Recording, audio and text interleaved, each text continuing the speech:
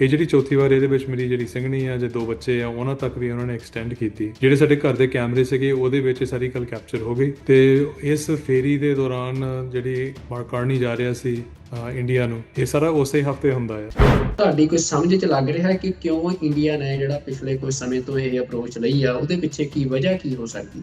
ਇੱਕ ਤਾਂ ਉਹ ਇੰਟਰਫੇਰੈਂਸ ਹੁੰਦੀ ਹੈ ਜਿਹੜੀ ਤੁਸੀਂ ਚੁੱਪ ਚਪੀਤੇ ਅੰਦਰ ਖਾਤੀ ਸਰਵੇਲੈਂਸ ਕਰਨੀ, ਇਨਫੋਰਮੇਸ਼ਨ ਗੈਦਰ ਕਰਨੀ, ਦਖਲਅੰਦਾਜ਼ੀ ਕਰਨੀ, ਮੇਬੀ ਪੋਲੀਟੀਕਲ ਲੈਵਲ ਦੇ ਉੱਤੇ ਇਲੈਕਸ਼ਨਾਂ ਦੇ ਵਿੱਚ ਕੋਈ ਦੂਜੇ ਦੇਸ਼ ਦੇ ਵਿੱਚ ਆਪਣਾ ਕੋਈ ਨੁਮਾਇੰਦੇ ਨੂੰ ਉੱਥੇ ਲਿਆਉਣਾ। ਇੱਕ ਹੈਗਾ ਕਿ ਸਟ੍ਰੇਟ ਆਊਟ ਅਸੈਸੀਨੇਸ਼ਨ। ਇਹ ਫਿਰ ਦੁਨੀਆ ਜਿਹੜੀ ਹੈ ਇਹ ਇੰਟਰਸਟ ਤੇ ਹੀ ਚੱਲਦੀ ਹੈ। ਇੰਡੀਆਜ਼ ਇੰਟਰਸਟ ਰਾਈਟ ਨਾਓ ਇਹ ਆ ਕਿ ਪਹਿਲੋਂ ਪੈਲਸਤਾਈਨ ਦੇ ਨਾਲ ਖੜੇ ਹੁੰਦੇ ਸੀਗੇ, ਹੁਣ ਇਜ਼ਰਾਈਲ ਦੇ ਨਾਲ ਪਿਛਲੇ at least 3 ਦਹਾਕਿਆਂ ਤੋਂ ਕਾਫੀ ਨੇੜਤਾ ਇਹਨਾਂ ਦੀ ਬਣੀ ਹੈ। ਕੈਨੇਡਾ ਦਾ ਦੇਖ ਲਓ, ਨਵਾਂ ਪ੍ਰਾਈਮ ਮਿਨਿਸਟਰ ਇੱਕ ਹੀ ਬੰਦਾ ਬਦਲਦਾ, ਪਾਰਟੀ ਵੀ ਉਹੀ ਹੈ, ਸਰਕਾਰ ਵੀ ਉਹੀ ਹੈ, ਇੱਕ ਬੰਦਾ ਉੱਥੋਂ ਬਦਲਦਾ ਹੈ ਤੇ ਉਹਦੇ ਬਾਬਤ ਲਾਈਕ ਐਜ਼ ਮੋਦੀ ਜਿਹੜਾ ਹੈ G7 ਤੇ 8 ਮਹੀਨੇ ਬਾਅਦ ਇੱਥੇ ਪਹੁੰਚ ਜਾਂਦਾ ਹੈ। ਸੋ ਅਲਟੀਮੇਟਲੀ ਇਹ ਜਿਹੜਾ ਇੰਟਰਸਟ ਬਦਲ ਗਿਆ, ਇਹਦਾ ਮਤਲਬ ਇਹ ਆ ਜਿਹੜਾ ਉਹਨਾਂ ਦਾ ਕਹਿ ਲਓ ਕਿ who they're beholden to, ਭਾਵੇਂ ਆਪਣੇ ਲੋਕਾਂ ਨੂੰ ਛੱਡ ਕੇ, ਸਿੱਖਾਂ ਨੂੰ ਛੱਡ ਕੇ ਤੇ ਇੱਕ ਪਾਸੇ ਆ, ਪਰ ਤੁਸੀਂ ਕੈਨੇਡਾ ਦੀ ਸੋਵਰਨਟੀ ਨੂੰ ਸੂਲੀ ਤੇ ਢੰਗ ਦਿੱਤਾ। So called new world order ਦੇ ਵਿੱਚ ਹਾਲੇ ਇੱਕ ਗੱਲ ਜਿਹੜੀ ਆ ਉਹ ਸੁਪਰੀਮ ਆ ਕਿ US ਨੂੰ ਕਾਊਂਟਰ ਕਰਨ ਦੇ ਲਈ ਕੋਈ ਵੀ ਇੱਕ ਇਕੱਲੀ ਪਾਵਰ ਜਿਹੜੀ ਆ ਉਹ ਆਪਣਾ ਫੇਸ ਨਹੀਂ ਦਿਖਾ ਰਹੀ। ਇਹ ਜਿਹੜੇ ਵਾਰਸ ਵੀ ਆ ਤੇ ਉਹਨਾਂ ਦੇ ਜਿਹੜਾ ਯੂਨਾਈਟਿਡ ਨੇਸ਼ਨਸ ਨੂੰ ਥੱਲੇ ਲਾਉਣਾ ਜਾਂ ਇੰਟਰਨੈਸ਼ਨਲ ਏਜੰਸੀਜ਼ ਤੋਂ ਆਪਣੇ ਆਪ ਨੂੰ ਬਾਹਰ ਕੱਢਣਾ, ਆਪਣੀ ਆਪ ਦੀ ਏਜੰਸੀ ਸਥਾਪਿਤ ਕਰਨੀ, ਅਲਟੀਮੇਟਲੀ ਉਹਦੇ ਵਿੱਚ ਇੱਕ ਗੱਲ ਚੱਲ ਰਹੀ ਆ ਕਿ ਉਹ ਆਪਣੀ ਪਾਵਰ ਦੁਨੀਆ ਨੂੰ ਦਿਖਾ ਰਹੇ ਆ ਕਿ ਅਸੀਂ ਉਹੀ ਆ ਜਿਹੜੇ ਵਰਲਡ ਵਾਰ 2 ਦੇ ਵਿੱਚ ਅਸੀਂ ਨਵੀਂ ਦੁਨੀਆ ਜਿਹੜੀ ਸਿਰਜੀ ਸੀਗੀ, ਉਹ ਆਰਡਰ ਸਾਡੇ ਥੱਲੇ ਸੀ। ਜੇ ਅੱਗੇ ਵੀ ਕੁਝ ਹੋਣਾ ਆ, ਬੇਸਿਕਲੀ ਉਹਨਾਂ ਦੇ ਕਹਿਣ ਦਾ ਮਤਲਬ ਇਹੀ ਹੈ ਕਿ ਸਾਡੇ ਥੱਲੇ ਹੀ ਸਭ ਕੁਝ ਹੋਊਗਾ।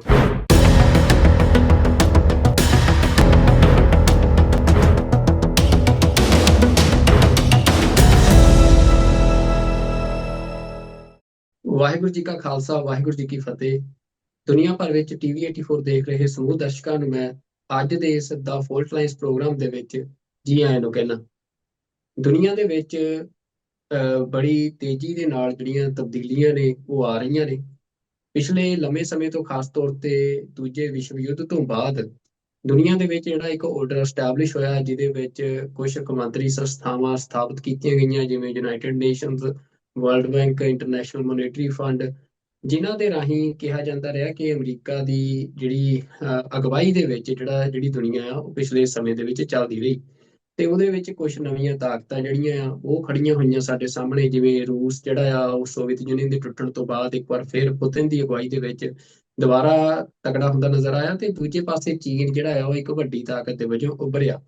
ਤੇ ਨਾਲ ਹੀ ਜਿਹੜਾ ਜਿੱਥੇ ਸੱਭਿਅਤਾਵਾਂ ਦਾ ਟਕਰਾਅ ਆ, ਮਿਡਲ ਈਸਟ ਜਿਹਨੂੰ ਕਿਹਾ ਜਾਂਦਾ ਆ, ਮੱਧ ਪੂਰਬ, ਉੱਥੇ ਅਸੀਂ ਦੇਖ ਰਹੇ ਹਾਂ ਕਿ ਪਿਛਲੇ ਕੁਝ ਸਮੇਂ ਤੋਂ ਜਿਹੜੇ ਟਕਰਾਅ ਨੇ, ਜਿਹਦੇ ਵਿੱਚ ਸੱਭਿਅਤਾਵਾਂ ਦੇ ਟਕਰਾਅ ਕਿਹਾ ਜਾ ਸਕਦਾ ਹੈ, ਕਿ ਜਿੱਥੇ ਇੱਕ ਪਾਸੇ ਜਿਊਜ਼, ਕ੍ਰਿਸਚੀਅਨਸ ਤੇ ਮੁਸਲਿਮਸ ਜਿਹੜੇ ਆ, ਜਿਨ੍ਹਾਂ ਦੀ ਇੱਕ ਅਸੀਂ ਕਹਿ ਸਕਦੇ ਕਿ ਇੱਕ ਜੈਰੂਸਲਮ ਜਿਹਨੂੰ ਇੱਕ ਕੇਂਦਰ ਕਿਹਾ ਜਾਂਦਾ, ਜਿੱਥੋਂ ਇਹਨਾਂ ਦੀ ਜਿਹੜੀ ਲਾਈਨ ਆ ਤੁਰਦੀ ਆ, ਤੇ ਇਹਨਾਂ ਦਾ ਟਕਰਾਅ ਜੋ ਸਦੀਆਂ ਤੋਂ ਹੈ, ਤੇ ਉਹ ਇੱਕ ਵਾਰ ਫੇਰ ਦੁਨੀਆ ਦੇ ਨਕਸ਼ੇ ਦੇ ਉੱਤੇ ਵੱਡੇ ਪੱਧਰ ਤੇ ਉੱਭਰ ਕੇ ਸਾਹਮਣੇ ਆ ਰਿਹਾ।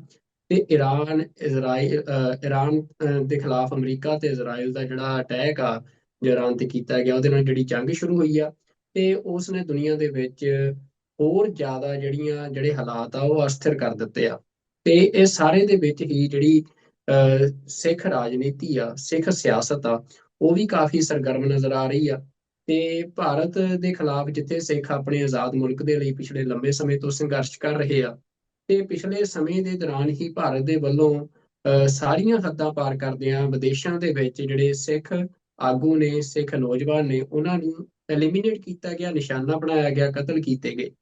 ਤੇ ਜਿਸ ਦੇ ਨਾਲ ਅਸੀਂ ਕਹਿ ਸਕਦੇ ਕਿ ਭਾਰਤ ਦੀ ਸਾਰੀ ਵਿਦੇਸ਼ ਨੀਤੀ ਆ ਉਹ ਇੱਕ ਸਮੇਂ ਇਹ ਨਜ਼ਰ ਆ ਰਿਹਾ ਸੀ ਕਿ ਟੋਟਲੀ ਸਿੱਖਾਂ ਦੇ ਉੱਤੇ ਕੇਂਦਰਿਤ ਸੀ। ਤੇ ਇਹਦੇ ਵਿੱਚ ਹੁਣ ਵੀ ਜਿਹੜੀਆਂ ਨਵੀਆਂ ਥ੍ਰੈਟਸ ਨੇ ਟ੍ਰਾਂਸਨੈਸ਼ਨਲ ਰਿਪਰੈਸ਼ਨ ਦੇ ਬਤੌਰ ਇੰਡੀਆ ਦੇ ਵੱਲੋਂ, ਉਹ ਸਿੱਖ ਆਗੂਆਂ ਨੂੰ ਸਾਡੇ ਸਾਹਮਣੇ ਨਜ਼ਰ ਆਈਆਂ ਨੇ, ਜਿਹਦੇ ਵਿੱਚ ਭਾਈ ਮਨਿੰਦਰ ਸਿੰਘ ਜਿਹੜੇ ਆ, ਉਹਨਾਂ ਨੂੰ ਕੁਝ ਸਮਾਂ ਪਹਿਲਾਂ ਕੈਨੇਡਾ ਦੀਆਂ ਜਿਹੜੀਆਂ ਸਿਕਿਉਰਿਟੀ ਏਜੰਸੀਜ਼ ਨੇ, ਉਹਨਾਂ ਦੇ ਵੱਲੋਂ ਡਿਊਟੀ ਟੂ ਵਾਰਨ ਫਿਰ ਜਾਰੀ ਕੀਤਾ ਗਿਆ, ਜਿਹੜਾ ਕਿ ਪਹਿਲਾਂ ਵੀ ਕੀਤਾ ਗਿਆ ਸੀ, ਪਰ ਇਸ ਵਾਰ ਪਰਿਵਾਰ ਦੇ ਲਈ ਵੀ ਜਿਹੜੀ ਹਦਾਇਤ ਆ ਉਹ ਜਾਰੀ ਕੀਤੀ ਗਈ ਆ। ਤੇ ਨਾਲ ਦੀ ਨਾਲ ਜਿਹੜੀਆਂ ਸਿੱਖ ਸੰਸਥਾਵਾਂ, ਸਿੱਖ ਜਥੇਬੰਦੀਆਂ ਨੇ, ਉਹ ਇੰਟਰਨੈਸ਼ਨਲ ਪਲੇਟਫਾਰਮਸ ਦੇ ਉੱਤੇ ਵੱਖ-ਵੱਖ ਮੁਲਕਾਂ ਦੇ ਵਿੱਚ ਜਿਹੜੀਆਂ ਉਹਨਾਂ ਦੀਆਂ ਸਰਗਰਮੀਆਂ ਵੀ ਸਾਨੂੰ ਦੇਖਣ ਨੂੰ ਮਿਲ ਰਹੀਆਂ ਨੇ। ਤਾਂ ਅੱਜ ਇਹਨਾਂ ਸਾਰੇ ਹਾਲਾਤਾਂ ਤੇ ਗੱਲਬਾਤ ਕਰਨ ਲਈ ਸਾਡੇ ਨਾਲ ਮਹਿਮਾਨ ਦੇ ਤੌਰ ਤੇ ਸ਼ਾਮਲ ਹੋ ਰਹੇ ਨੇ ਖੁਦ ਭਾਈ ਮਨਿੰਦਰ ਸਿੰਘ, ਜੋ ਕਿ ਸਿੱਖ ਫੈਡਰੇਸ਼ਨ ਕੈਨੇਡਾ ਦੇ ਸੀਨੀਅਰ ਆਗੂ ਨੇ, ਤੇ ਜਿਨ੍ਹਾਂ ਬਾਰੇ ਮੈਂ ਤੁਹਾਨੂੰ ਦੱਸਿਆ ਕਿ ਜਿਨ੍ਹਾਂ ਨੂੰ ਡਿਊਟੀ ਆਫ ਵਾਰਨ ਵੀ ਜਿਹੜਾ ਆ ਉਹ ਜਾਰੀ ਕੀਤਾ ਗਿਆ ਸੀ। ਤੇ ਉਹਨਾਂ ਦੇ ਨਾਲ ਅਸੀਂ ਇਹਨਾਂ ਸਾਰੇ ਹਾਲਾਤਾਂ ਬਾਰੇ ਅੱਜ ਗੱਲਬਾਤ ਕਰਾਂਗੇ। ਤਾਂ ਭਾਈ ਮਨਿੰਦਰ ਸਿੰਘ ਜੀ, ਸਭ ਤੋਂ ਪਹਿਲਾਂ ਮੈਂ ਤੁਹਾਨੂੰ ਟੀਵੀ 84 ਤੇ ਜੀ ਆਇਆਂ ਨੂੰ ਕਹਿੰਦਾ ਜੀ। ਵਾਹਿਗੁਰੂ ਜੀ ਕਾ ਖਾਲਸਾ, ਵਾਹਿਗੁਰੂ ਜੀ ਕੀ ਫਤਿਹ। ਵਾਹਿਗੁਰੂ ਜੀ ਕਾ ਖਾਲਸਾ, ਵਾਹਿਗੁਰੂ ਜੀ ਕੀ ਫਤਿਹ ਜੀ। ਭਾਈ ਮਨਿੰਦਰ ਸਿੰਘ ਜੀ, ਜਿਵੇਂ ਗੱਲਬਾਤ ਦੀ ਜਿਹੜੀ ਸ਼ੁਰੂਆਤ ਆ ਉਹ ਮੈਂ ਸਭ ਤੋਂ ਪਹਿਲਾਂ ਜਿਹੜੀਆਂ ਖਬਰਾਂ ਆਈਆਂ ਸੀ ਉਹਦੇ ਰਿਗਾਰਡਿੰਗ ਮੈਂ ਤੁਹਾਡੇ ਤੋਂ ਜਾਣਨਾ ਚਾਹੁੰਦਾ ਕਿ ਜਿਹੜਾ ਡਿਊਟੀ ਆਫ ਵਾਰ ਨਾ ਉਹਦਾ ਇਸ ਟਾਈਮ ਕੀ ਸਟੇਟਸ ਆ, ਜਿਹਦੀਆਂ ਖਬਰਾਂ ਕੈਨੇਡੀਅਨ ਮੀਡੀਆ ਦੇ ਵਿੱਚ ਵੀ ਲੱਗੀਆਂ ਤੇ ਤੁਹਾਡੇ ਪਰਿਵਾਰ ਤੱਕ ਵੀ ਜਿਹੜਾ ਆ ਉਹਨੂੰ ਵੀ ਹਦਾਇਤ ਕੀਤੀ ਗਈ ਸੀ ਸੁਰੱਖਿਅਤ ਰਹਿਣ ਦੇ ਲਈ। ਹਾਂਜੀ, ਉਹ ਇਹ ਚੌਥੀ ਵਾਰ ਜਿਹੜਾ ਡਿਊਟੀ ਟੂ ਵਾਰਨ ਜਿਹੜਾ ਪ੍ਰੋਸੈਸ ਹੈ ਇਹ ਜਾਰੀ ਹੋਇਆ ਸੀ। ਪਹਿਲੀ ਵਾਰ ਤਾਂ ਜੁਲਾਈ 2022 ਦੇ ਵਿੱਚ ਭਾਜੀ ਹਰਦੀਪ ਸਿੰਘ ਦੇ ਨਾਲ ਇਹ ਵਾਰਨਿੰਗ ਮਿਲੀ ਸੀ।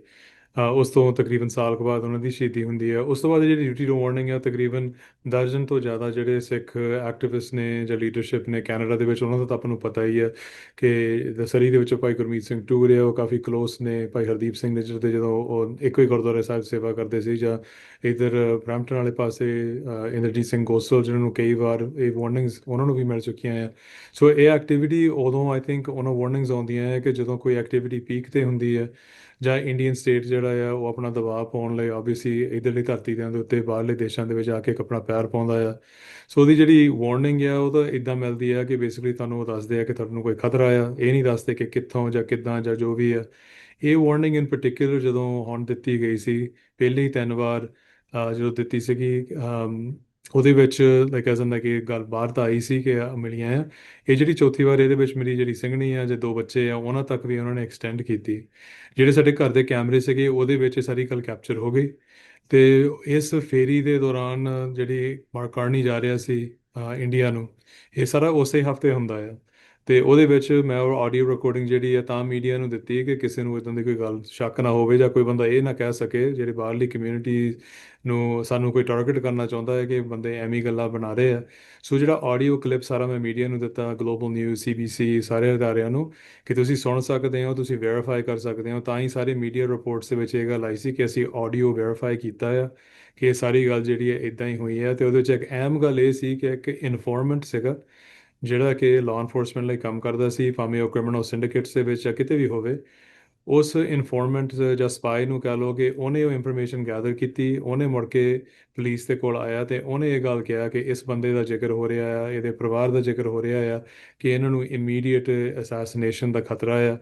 ਤੇ ਉਹ ਗੱਲ ਤਾਂ ਵੈਂਕੂਵਰ ਪੁਲਿਸ ਡਿਪਾਰਟਮੈਂਟ ਤੇ ਲਾਅ ਇਨਫੋਰਸਮੈਂਟ ਵੱਲੋਂ ਫਿਰ ਮੇਰੇ ਤੱਕ ਪਹੁੰਚੀ ਕਿ ਆਹ ਗੱਲ ਚੱਲ ਰਹੀ ਆ। ਸੋ ਇਹ ਗੱਲ ਜਿਹੜੀ ਆ, ਇਹ ਵਾਰਨਿੰਗ ਜਿਹੜੀ ਆ, ਇਹ ਲਗਾਤਾਰ ਪਿਛਲੇ 4 ਸਾਲਾਂ 'ਚ 4 ਵਾਰੀ ਮਿਲ ਚੁੱਕੀ ਹੈ।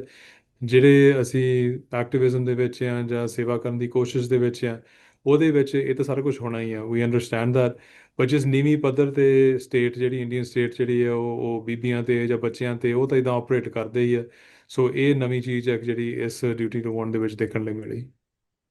ਬਿਲਕੁਲ ਭਾਈ ਮਨਿੰਦਰ ਸਿੰਘ ਜੀ, ਜਿਵੇਂ ਮਤਲਬ ਅਸੀਂ ਦੇਖ ਰਹੇ ਹਾਂ ਕਿ ਜਿਹੜੀਆਂ ਸਿੱਖ ਜਥੇਬੰਦੀਆਂ ਨੇ ਡਾਇਸਪੋਰਾ ਦੇ ਵਿੱਚ ਪਿਛਲੇ ਲੰਮੇ ਸਮੇਂ ਤੋਂ ਕੰਮ ਕਰ ਰਹੀਆਂ ਸੀ। ਪਰ ਭਾਈ ਹਰਦੀਪ ਸਿੰਘ ਨਿੱਜਰ ਦਾ ਮਰਡਰ ਕਰਨ ਦੀ ਗੱਲ ਹੋਵੇ, ਜਾਂ ਭਾਈ ਪੰਜਵੜ ਦਾ ਮਰਡਰ ਹੋਵੇ, ਜਾਂ ਇਹ ਅਵਤਾਰ ਸਿੰਘ ਖੰਡਾ ਦਾ ਯੂਕੇ ਦੇ ਵਿੱਚ, ਤੇ ਉਸ ਤੋਂ ਬਾਅਦ ਹੁਣ ਇੱਥੇ ਜਿਹੜੀਆਂ ਧਮਕੀਆਂ, ਬਿਲਕੁਲ ਤੁਸੀਂ ਜਿਵੇਂ ਦੱਸਿਆ ਕਿ ਇਹ ਜਿਹੜਾ ਇਨਫੋਰਮੈਂਟ ਆ ਜਿਹੜਾ ਅੰਦਰ ਕੰਮ ਕਰ ਰਿਹਾ ਆ, ਉਹਨੂੰ ਇਸ ਗੱਲ ਬਾਰੇ ਜਿਹੜੀ ਉੱਥੋਂ ਗੱਲ ਪਤਾ ਲੱਗੀ ਕਿ ਤੁਹਾਡੀ ਅਸੈਸੀਨੇਸ਼ਨ ਦੇ ਲਈ ਜਿਹੜੀ ਸੁਪਾਰੀ ਕੈਦਗੀ ਜਾਂ ਕੁਝ ਵੀ ਆ, ਉਹ ਗੱਲ ਜਿਹੜੀ ਉੱਥੇ ਚੱਲ ਰਹੀ ਆ। ਤੇ ਮਤਲਬ ਇੰਡੀਅਨ ਸਟੇਟ ਜਿੱਥੇ ਇੱਕ ਪਾਸੇ ਇੰਟਰਨੈਸ਼ਨਲ ਆਰਡਰ ਜਿਹੜਾ ਆ ਉਹਦੇ 'ਚ ਇੰਨੀ ਅਨਸਰਟੇਨਿਟੀ ਆ, ਤੇ ਦੂਜੇ ਪਾਸੇ ਮਤਲਬ ਜਿਹੜੀ ਇੰਡੀਅਨ ਸਟੇਟ ਹੈ ਉਹਨੇ ਜਦੋਂ ਹੀ ਇਹ ਆਰਡਰ ਅਨਸਰਟਨ ਹੋਣ ਲੱਗਿਆ, ਉਹਨੇ ਨਾਲ ਹੀ ਸਿੱਖਾਂ ਦੇ ਉੱਤੇ ਇਸ ਤਰੀਕੇ ਦੇ ਨਾਲ ਡਾਇਸਪੋਰਾ 'ਚ ਆ ਕੇ ਕੰਟਰੀਜ਼ ਦੀਆਂ ਸੋਵਰੇਨਿਟੀ ਨੂੰ ਜਿਹੜਾ ਆ ਉਹ ਤੋੜਦਿਆਂ ਹੋਇਆਂ ਸਿੱਖਾਂ ਨੂੰ ਕਤਲ ਕਰਨਾ ਸ਼ੁਰੂ ਕਰਤਾ।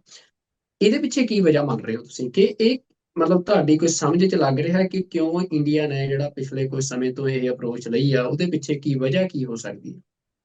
ਆਈ ਥਿੰਕ ਇੱਕ ਤਾਂ ਇਹਦੀ ਡੈਸਪਰੇਸ਼ਨ ਦੀ ਗੱਲ ਤਾਂ ਹੁੰਦੀ ਹੈ ਕਿ ਸਟੇਟ ਜਿਹੜੀ ਹੈ ਜਦੋਂ ਡੈਸਪਰੇਟ ਹੁੰਦੀ ਹੈ ਤਾਂ ਇਦਾਂ ਦੀ ਕੋਈ ਫੋਰਨ ਇੰਟਰਫੇਰੈਂਸ ਨੂੰ ਬਾਈਪਾਸ ਕਰਕੇ ਟ੍ਰਾਂਸਨੈਸ਼ਨਲ ਰਿਪਰੈਸ਼ਨ ਤੱਕ ਪਹੁੰਚਦੇ ਆ। ਇੱਕ ਤਾਂ ਉਹ ਇੰਟਰਫੇਰੈਂਸ ਹੁੰਦੀ ਹੈ ਜਿਹੜੀ ਤੁਸੀਂ ਚੁੱਪ ਚੁਪੀਤੇ ਅੰਦਰਖਾਤੀ ਸਰਵੇਲੈਂਸ ਕਰਨੀ, ਇਨਫੋਰਮੇਸ਼ਨ ਗੈਦਰ ਕਰਨੀ, ਦਖਲਅੰਦਾਜ਼ੀ ਕਰਨੀ, ਮੇਬੀ ਪੋਲੀਟੀਕਲ ਲੈਵਲ ਦੇ ਉੱਤੇ ਇਲੈਕਸ਼ਨਾਂ ਦੇ ਵਿੱਚ ਕੋਈ ਦੂਜੇ ਦੇਸ਼ ਦੇ ਵਿੱਚ ਆਪਣਾ ਕੋਈ ਨੁਮਾਇੰਦੇ ਨੂੰ ਉੱਥੇ ਲਿਆਉਣਾ। ਇੱਕ ਹੈਗਾ ਕਿ ਸਟ੍ਰੇਟ ਆਊਟ ਅਸੈਸੀਨੇਸ਼ਨ, ਜਿਹੜਾ ਕਿ ਜਿਹੜੇ ਸਿੰਘਾਂ ਦਾ ਤੁਸੀਂ ਜ਼ਿਕਰ ਕੀਤਾ ਹੈ, ਭਾਈ ਹਰਦੀਪ ਸਿੰਘ ਦਾ, ਭਾਈ ਅਵਤਾਰ ਸਿੰਘ ਕੰਡੇ ਦਾ, ਨਾਲ ਨਾਲ ਜਿਹੜਾ ਅਟੈਂਪਟ ਜਿਹੜਾ ਆ ਗੁਰਪਤਵੰਤ ਸਿੰਘ ਪੰਨੂ ਤੇ ਹੋਣਾ ਸੀ, ਇਹ ਇਸ ਲੈਂਥ ਤੱਕ ਜਾਣਾ ਆਈ ਥਿੰਕ ਦੋ ਚੀਜ਼ਾਂ ਇਹਦੇ ਵਿੱਚ ਅਹਿਮ ਆ। ਇੱਕ ਤਾਂ ਜਿਹੜਾ ਸਿੱਖ ਸੰਘਰਸ਼ ਆ ਪਿਛਲੇ 10-15 ਸਾਲਾਂ ਦੇ ਵਿੱਚ ਇਹਨਾਂ ਨੇ ਇੱਕ ਮੋੜ ਕੱਟਿਆ ਆ, ਜਿਹਦੇ ਵਿੱਚ ਕਲੈਰਿਟੀ ਇਸ ਗੱਲ ਦੀ 2008-10 ਤੋਂ ਬਾਅਦ ਜਿਹੜੀ ਆ ਬੜੀ ਤੇਜ਼ੀ ਦੇ ਨਾਲ ਕੌਮ ਪ੍ਰਤੀ ਜਿਹੜੀ ਆ ਉਹ ਪੰਥ ਨੂੰ ਮਿਲੀ ਆ ਕਿ ਅਸੀਂ ਕਿੱਧਰ ਨੂੰ ਜਾ ਰਹੇ ਹਾਂ ਤੇ ਨਿਸ਼ਾਨਾ ਕੀ ਆ, ਤੇ ਮੂਵਮੈਂਟ ਜਿਹੜੀ ਆ ਉਹ ਹੌਲੀ ਹੌਲੀ ਪਪੂਲਰ ਹੋਣ ਆਪੀ। ਇਹ ਨਹੀਂ ਸੀ ਕਿ ਉਹ ਘਟ ਰਹੀ ਸੀਗੀ। ਇੱਕ ਜਿਹੜਾ ਆ ਅਸੀਂ ਜੋ ਇੱਥੇ ਬਾਹਰਲੇ ਦੇਸ਼ਾਂ 'ਚ ਦੇਖਿਆ 95 ਤੋਂ ਬਾਅਦ ਸਪੈਸ਼ਲੀ, ਕਿ ਜਿਹੜਾ ਇੱਕ ਚੁੱਪ ਦਾ ਦਾਇਰਾ ਜਿਹੜਾ ਆ 10-15 ਸਾਲ ਦਾ, ਅਸੀਂ ਬਿਲਕੁਲ ਖਾਲਿਸਤਾਨ ਦੀ ਗੱਲ ਨਹੀਂ ਕਰਨੀ, ਬਿਲਕੁਲ ਰਾਜ ਭਾਗ ਦੀ ਗੱਲ ਨਹੀਂ, ਸੌਵਰਨਟੀ ਦੀ ਨਹੀਂ ਗੱਲ ਕਰਨੀ, ਤੁਸੀਂ ਬਸ ਇਸ ਗੱਲ ਤੇ ਚੁੱਪ ਰਹਿਣਾ ਆ। ਤੇ ਉਹ ਜਿਹੜਾ ਟਰਾਮਾ ਉਹ ਤਾਂ ਸੀਗਾ ਪੰਜਾਬ ਦਾ। ਪੰਜਾਬ ਦੇ ਲੋਕਾਂ ਨੇ ਆਪਣੇ ਪਿੰਡੇ ਤੇ ਇਹ ਸਾਰਾ ਸੰਘਰਸ਼ ਹੰਢਾਇਆ, ਪਰ ਜਿਹੜੇ ਬਾਹਰ ਬੈਠੇ ਸੀ ਉਹ ਵੀ ਇਹ ਚੁੱਪ ਜਿਹੜਾ ਆ ਉਹ ਵੀ ਧਾਰਨਾ ਪਏ। ਤੇ ਬੜੀ ਤੇਜ਼ੀ ਦੇ ਨਾਲ ਇਹ ਜਿਹੜੀ ਗੱਲ ਆ ਜਦੋਂ ਫੈਲੀ, ਤੇ ਜਿਹੜੇ ਨਵੇਂ ਐਕਟਿਵਿਸਟ ਸਾਡੇ ਵਰਗੇ ਜਾਂ ਹੋਰ ਵੀ ਜਿਹੜੇ ਲੇਟ 90s ਦੇ ਵਿੱਚ अर्ਲੀ 2000s ਅਸੀਂ ਜ਼ੋਰ ਪਾ ਰਹੇ ਸੀ, ਉਹਦੇ ਵਿੱਚ ਤੁਹਾਨੂੰ ਬੜੇ ਸਲੋ ਟਰੈਕਸ਼ਨ ਤੁਹਾਨੂੰ ਮਿਲ ਰਿਹਾ ਸੀ। 2008-10 ਤੋਂ ਬਾਅਦ ਇੱਕ ਤੇਜ਼ੀ ਦੇ ਨਾਲ ਗਲੋਬਲੀ ਜਿਹੜਾ ਸਿੱਖ ਸੰਘਰਸ਼ ਆ ਉਹ, ਪਰ ਔਨ ਦਾ ਗਰਾਊਂਡ ਪੰਜਾਬ ਦੇ ਵਿੱਚ ਵੀ ਤਰ੍ਹਾਂ ਤਰ੍ਹਾਂ ਦੀਆਂ ਮੂਵਮੈਂਟਸ ਜਿਹੜੀਆਂ ਆ ਉਹ ਖੜੀਆਂ ਹੋਣਾ, ਭਾਵੇਂ ਬੰਦੀ ਸਿੰਘਾਂ ਦੀ ਗੱਲ ਸੀ, ਪ੍ਰੋਫੈਸਰ ਦਵਿੰਦਰਪਾਲ ਸਿੰਘ ਭੁੱਲਰ ਦੀ ਗੱਲ ਸੀ, ਭਾਈ ਬਲਵੰਤ ਸਿੰਘ ਰਾਜੋਆਣੇ ਦੀ ਫਾਂਸੀ ਦੀ ਗੱਲ ਸੀ, ਮਸਲੇ 'ਚ ਬੇਅਦਬੀ ਦੀ ਗੱਲ ਸ਼ੁਰੂ ਹੋ ਗਈਆਂ। ਬਹੁਤ ਕੁਝ ਜਿਹੜਾ ਗਰਾਊਂਡ ਤੇ ਹੋਇਆ, ਫਿਰ ਕਿਸਾਨ ਮੋਰਚੇ ਤੋਂ ਲੈ ਕੇ ਭਾਈ ਦੀਪ ਸਿੰਘ ਸਿੱਧੂ ਤੋਂ ਲੈ ਕੇ ਅੰਮ੍ਰਿਤਪਾਲ ਦਾ ਸਿੰਘ ਦਾ ਉੱਥੇ ਜਾਣਾ, ਲਾਈਕ ਐਜ਼ ਐਨ ਜਿੰਨੇ ਵੀ ਜਥੇ ਉੱਥੇ ਆ, ਭਾਵੇਂ ਦਲ ਖਾਲਸਾ ਤੋਂ ਪਰਮਜੀਤ ਸਿੰਘ ਮੰਡ ਆ, ਜਾਂ ਸਿੱਖ ਸਿਆਸਤ ਦੇ ਸਿੰਘਾਂ ਵੱਲੋਂ ਭਾਈ ਮਨਤੀਰ ਸਿੰਘ ਜਾਂ ਗਾਜ਼ੀ ਹੋਣੀ ਆ, ਇਹ ਸਾਰੇ ਕਾਸੇ ਦੇ ਵਿੱਚ ਯੂ ਸਾ ਸੋ ਮਚ ਐਕਸਪੈਂਸ਼ਨ ਬਹੁਤ ਛੇਤੀ ਨਾਲ ਇਹ ਦਹਾਕੇ ਦੇ ਵਿੱਚ, ਬਹੁਤ ਇੰਟਰਨਲੀ ਪੰਜਾਬ ਦੇ ਵਿੱਚ ਤੇ ਐਕਸਟਰਨਲੀ। ਹੁਣ ਤੁਸੀਂ ਦੇਖ ਸਕਦੇ ਆ ਜਦੋਂ ਲਾਈਕ ਐਜ਼ ਐਨ ਹੋਰ ਗਰੁੱਪਸ ਉੱਥੇ ਪੰਜਾਬ ਯੂਨੀਵਰਸਿਟੀ ਦੇ ਵਿੱਚੋਂ ਸਾਥ, ਇਹ ਕਈ ਗਰੁੱਪਸ ਜਿਹੜੇ ਆ ਜਿਹੜੇ ਖੜੇ ਹੋਏ ਪਰਟੀਕੂਲਰਲੀ ਐਕਟਿਵਿਜ਼ਮ ਤੇ ਸਿੱਖਾਂ ਦੇ ਸੰਘਰਸ਼ ਨੂੰ ਮੂਵ ਕਰਨ ਲਈ। ਸੋ ਗਰਾਊਂਡ ਤੇ ਵੀ ਡਾਇਸਪੋਰਾ ਦੇ ਵਿੱਚ ਵੀ ਇਹ ਮੋੜ ਕੱਟਿਆ ਗਿਆ। ਆਈ ਥਿੰਕ ਇਹ ਜਿਹੜੀ ਆਪਾਂ ਕਹਿ ਰਹੇ ਹਾਂ ਕਿ ਗਲੋਬਲ ਵਰਲਡ ਆਰਡਰ ਸਪੈਸ਼ਲੀ ਪਿਛਲੇ 5-10 ਸਾਲਾਂ ਦੇ ਵਿੱਚ ਸ਼ਿਫਟ ਹੋਣਾ ਪਿਆ, ਜਿੱਥੇ ਪੁਰਾਣੀਆਂ ਪਾਵਰਸ ਜਿਹੜੀਆਂ ਆ ਉਹ ਮੇਬੀ ਥੋੜੀ ਜਿਹੀਆਂ ਅਲਾਈਨਮੈਂਟ ਹੋਣਾ ਪਈਆਂ ਕਿ ਉਹ ਸਾਇਲੈਂਟ ਸੀਗੀਆਂ, ਉਹਦੇ ਕਰਕੇ ਹੋਰ ਨਵੀਆਂ ਪਾਵਰਸ ਜਿਹੜੀਆਂ ਆ ਉਹ ਵੀ ਖੜੀਆਂ ਹੋਣਾ ਪਈਆਂ। ਸੋ ਵਰਲਡ ਆਰਡਰ ਗਲੋਬਲ ਜਿਹੜੀਆਂ ਅਲਾਈਅੰਸਿਸ ਆ ਉਹ ਬਦਲਣਾ ਪਿਆ। ਪਿਛਲਾ ਸਾਲ ਜਿਹੜਾ ਸਪੈਸ਼ਲੀ ਟਰੰਪ ਐਡਮਿਨਿਸਟ੍ਰੇਸ਼ਨ ਦਾ ਆ, ਬਿਲਕੁਲ ਹੀ ਜਿਹੜੀ ਦੁਨੀਆ ਦਾ ਜਿਹੜਾ ਨਕਸ਼ਾ ਆ when it comes to global alliance ਉਹ ਸ਼ਿਫਟ ਹੋ ਗਿਆ ਹੈ। ਤੇ ਉਹਦੇ ਵਿੱਚ ਤੇਜ਼ੀ ਦੇ ਨਾਲ ਜਿਹੜੇ ਜੰਗ ਯੁੱਧ ਜਿਹੜੇ ਆ ਉਹ ਲੱਗ ਰਹੇ ਆ। ਸੋ ਆਈ ਥਿੰਕ ਜਿਹੜਾ ਇੰਡੀਆ ਦਾ ਰੋਲ ਇਹਦੇ ਵਿੱਚ ਸਾਰਾ ਕੁਝ ਇਹ ਆ ਕਿ ਕੇਆਸ ਪਹਿਲੋਂ ਵੀ ਚੱਲ ਰਿਹਾ ਸੀ, ਉਸ ਕੇਆਸ ਨੂੰ ਕੰਟਰੋਲ ਕਰਨ ਦੇ ਵਿੱਚ ਜਿਹੜਾ ਕਿ ਪੰਜਾਬ ਆ ਜਾਂ ਬਾਹਰਲਾ ਸਿੱਖ ਡਾਇਸਪੋਰਾ ਆ, ਉਹਦੇ ਵਿੱਚ ਉਹਨਾਂ ਨੇ ਡੈਸਪਰੇਸ਼ਨ ਦੇ ਵਿੱਚ ਇਹ ਜਿਹੜੀ ਅਸੈਸੀਨੇਸ਼ਨ ਕੈਂਪੇਨ ਸ਼ੁਰੂ ਕਰਨ ਦੀ ਕੋਸ਼ਿਸ਼ ਕੀਤੀ। ਪਰ ਐਜ਼ ਇਜ਼ ਇੰਡੀਆ ਅਸੀਂ ਇਹ ਗੱਲ ਕਹੋਗੇ ਕਿ ਹਰੇਕ ਕੰਮ ਦੇ ਵਿੱਚ ਉਹਨਾਂ ਦੀ ਲੈਟਸ ਸੇ ਲਾਈਕ ਅੱਧੀ ਕੁ ਉਹਨਾਂ ਦੀ ਕੋਈ ਸਕਸੈਸ ਹੁੰਦੀ ਹੈ ਤੇ ਉਹਨਾਂ ਨੇ ਨੁਕਸਾਨ ਜ਼ਿਆਦਾ ਆਪਣਾ ਕਰਾ ਲਿਆ ਹੈ ਸਾਰੇ ਕਾਸੇ ਦੇ ਵਿੱਚ। ਕਿ ਉਹਨਾਂ ਨੇ ਇੱਕ ਬੰਦਾ ਸ਼ਹੀਦ ਕੀਤਾ ਸਾਡਾ ਜਿਹੜਾ ਕੈਨੇਡਾ ਦੇ ਵਿੱਚ, ਤੇ ਲੱਖਾਂ ਹੀ ਬੰਦਾ ਹੋਰ ਖੜਾ ਹੋ ਗਿਆ। ਇੱਕ ਬੰਦਾ ਇੰਗਲੈਂਡ ਦੇ ਵਿੱਚ ਨੂੰ ਉਹਨਾਂ ਹੱਥ ਪਾਇਆ, ਉੱਥੇ ਲੱਖਾਂ ਹੀ ਬੰਦਾ ਖੜਾ ਹੋ ਗਿਆ। ਸੋ ਆਈ ਥਿੰਕ ਅਲਟੀਮੇਟਲੀ ਤਾਂ ਉਹਨਾਂ ਦੀ ਬਹੁਤ ਵੱਡੀ ਫੇਲਿਅਰ ਹੈ ਇਸ ਸਾਰੇ ਕਾਸੇ ਦੇ ਵਿੱਚ। ਪਰ ਸਿੱਖਾਂ ਨੂੰ ਇੱਕ ਓਪਰਚੁਨਿਟੀ ਮਿਲੀ ਆਪਣਾ ਕੇਸ ਪੇਸ਼ ਕਰਨ ਲਈ ਦੁਨੀਆ ਭਰ ਦੇ ਵਿੱਚ, ਤੇ ਇੱਕ ਇਕੁਅਲ ਹਿੱਸੇਦਾਰ ਪਾਰਟਨਰ ਆਪਣੇ ਆਪ ਨੂੰ ਬਣਾਉਣ ਦੀ ਕੋਸ਼ਿਸ਼। ਬਿਲਕੁਲ। ਭਾਈ ਮਨਿੰਦਰ ਸਿੰਘ ਜੀ, ਜਿਵੇਂ ਤੁਸੀਂ ਇੱਕ ਸਿੱਖ ਕੇਸ ਦੀ ਗੱਲ ਕੀਤੀ ਆ ਕਿ ਸਿੱਖ ਜਿਹੜੇ ਆ ਇਹਨਾਂ ਅਸੈਸੀਨੇਸ਼ਨਸ ਤੋਂ ਬਾਅਦ ਉਹ ਉਹਨਾਂ ਦੇ ਵਿੱਚ ਅਸੀਂ ਦੇਖਿਆ ਕਿ ਜਿਹੜੀ ਸੋਸਾਇਟੀ ਆ ਉਹਦੇ ਚ ਫੀਅਰ ਦੀ ਗੱਲ ਜੇ ਉਹ ਕਰਨੀ ਵੀ ਚਾਹੁੰਦੀ ਸੀ ਇੰਡੀਅਨ ਸਟੇਟ, ਉਹਦੇ ਚ ਵੀ ਉਹ ਫੇਲ ਹੋਈ ਆ ਸਿੱਖਾਂ ਨੇ, ਬਲਕਿ ਰਿਟੈਲੀਏਸ਼ਨ ਰੈਜ਼ਿਸਟੈਂਸ ਜਿਹੜੀ ਆ ਉਹ ਵੱਡੇ ਪੱਧਰ ਦੇ ਸਿੱਖ ਸੋਸਾਇਟੀ ਦੇ ਵਿੱਚ ਨਜ਼ਰ ਆ ਰਹੀ ਆ। ਤੇ ਤੁਹਾਡੇ ਜਿਹੜੇ ਐਫਰਟਸ ਨੇ ਹੁਣ ਪਿਛਲੇ ਕੁਝ ਦਿਨਾਂ ਤੋਂ, ਮਤਲਬ ਜੇ ਮੈਂ ਤੁਹਾਡੀ ਆਰਗੇਨਾਈਜੇਸ਼ਨ ਸਿੱਖ ਫੈਡਰੇਸ਼ਨ ਦੇ ਬਾਰੇ ਗੱਲ ਕਰਾਂ ਤਾਂ ਸਿੱਖ ਫੈਡਰੇਸ਼ਨ ਦੇ ਵੱਲੋਂ ਅਸੀਂ ਦੇਖਿਆ ਕਿ ਅਜ਼ਰਬੈਜਾਨ ਜਿਹੜਾ ਆ ਜਿੱਥੋਂ ਦੀ ਕੈਪੀਟਲ ਬਾਕੂ ਦੇ ਵਿੱਚ ਉੱਥੋਂ ਦਾ ਇੱਕ ਬਾਕੂ ਇਨੀਸ਼ੀਏਟਿਵ ਗਰੁੱਪ ਜਿਹੜਾ ਆ ਉਹਨਾਂ ਦੇ ਵੱਲੋਂ ਇੱਕ ਵੱਡੀ ਕਾਨਫਰੰਸ ਕਰਾਈ ਗਈ, ਜਿਹੜਾ ਕਿ ਆਲਰੇਡੀ ਜਿਹੜਾ ਮਤਲਬ ਜਿਹੜਾ ਐਂਟੀ ਕਲੋਨੀਅਲ ਅਪਰੋਚ ਦੇ ਉੱਤੇ ਕੰਮ ਕਰਦਾ ਆ, ਤੇ ਉਹਨਾਂ ਦੇ ਵੱਲੋਂ ਪੰਜਾਬ ਦੀ ਸਿੱਖ ਇੰਡੀਪੈਂਡੈਂਸ ਦੀ ਗੱਲ ਕੀਤੀ ਗਈ। ਤੇ ਉਹ ਜਿਹੜਾ ਗਰੁੱਪ ਆ ਫਿਰ ਉਹਦੇ ਨਾਲ ਮਿਲ ਕੇ ਤੁਸੀਂ ਹੁਣ ਪਿਛਲੇ ਦਿਨੀ ਯੂਨਾਈਟਿਡ ਨੇਸ਼ਨ ਦੇ ਵਿੱਚ ਜਨੇਵਾ ਦੇ ਵਿੱਚ ਜਿਹੜੀ ਇੱਕ ਰਿਪੋਰਟ ਆ ਉਹ ਵੀ ਉੱਥੇ ਪ੍ਰੈਜ਼ੈਂਟ ਕੀਤੀ ਹੈ ਜਿਹੜੀ ਇੰਡੀਆ ਦੇ ਟ੍ਰਾਂਸਨੈਸ਼ਨਲ ਰਿਪਰੈਸ਼ਨ ਬਾਰੇ ਆ। ਤਾਂ ਇਹ ਜਿਹੜੇ ਤੁਹਾਡੇ ਐਫਰਟਸ ਨੇ ਇਹਦੇ ਬਾਰੇ ਵੀ ਥੋੜਾ ਜਿਹਾ ਸਾਡੇ ਦਰਸ਼ਕਾਂ ਨੂੰ ਦੱਸੋ ਕਿ ਇਹ ਕੀ ਚੱਲ ਰਿਹਾ ਹੈ। ਆਈ ਥਿੰਕ ਇਹਦੀ ਅਪਰੋਚ ਇਦਾਂ ਸੀਗੀ ਕਿ ਕੋਈ ਵੀ ਦੁਨੀਆ ਦੇ ਵਿੱਚ ਕੋਈ ਇੱਕ ਨੈਰੇਟਿਵ ਸੈਟਿੰਗ ਹੋ ਰਹੀ ਹੈ, ਇੱਕ ਨੈਰੇਟਿਵ ਵਾਰ ਚੱਲ ਰਿਹਾ ਹੈ, ਉਹਦੇ ਵਿੱਚ ਸਾਨੂੰ ਪਾਰਟਨਰਸ ਮੋਮੈਂਟਰੀ ਵੀ ਮਿਲਣੇ ਆ, ਕਈ ਲੌਂਗ ਟਰਮ ਮਿਲਣੇ ਆ। ਬਟ ਬੇਸਿਕਲੀ ਕੋਈ ਵੀ ਅਲਾਈਅੰਸ ਜਿਹੜੀ ਆ ਉਹ ਸਦਾ ਲਈ ਨਹੀਂ ਰਹਿੰਦੀ, ਕਰਕੇ ਇੰਟਰਸਟ ਬਦਲਦੇ ਰਹਿੰਦੇ ਆ। ਸੋ ਫੋਰ ਐਗਜ਼ਾਮਪਲ ਜਿਹੜੇ ਪਿਛਲੇ 2-3 ਸਾਲ ਲਈ ਇੰਟਰਸਟ ਵੈਸਟ ਦੇ ਜਿਹੜੇ ਪੱਛਮ ਦੇ ਆ ਉਹ ਇੰਡੀਆ ਨੂੰ ਥੋੜ੍ਹਾ ਜਿਹਾ ਆਈ ਥਿੰਕ ਕਮਜ਼ੋਰ ਕਰਨ ਦੇ ਵਿੱਚ ਲੱਗੇ ਸੀ।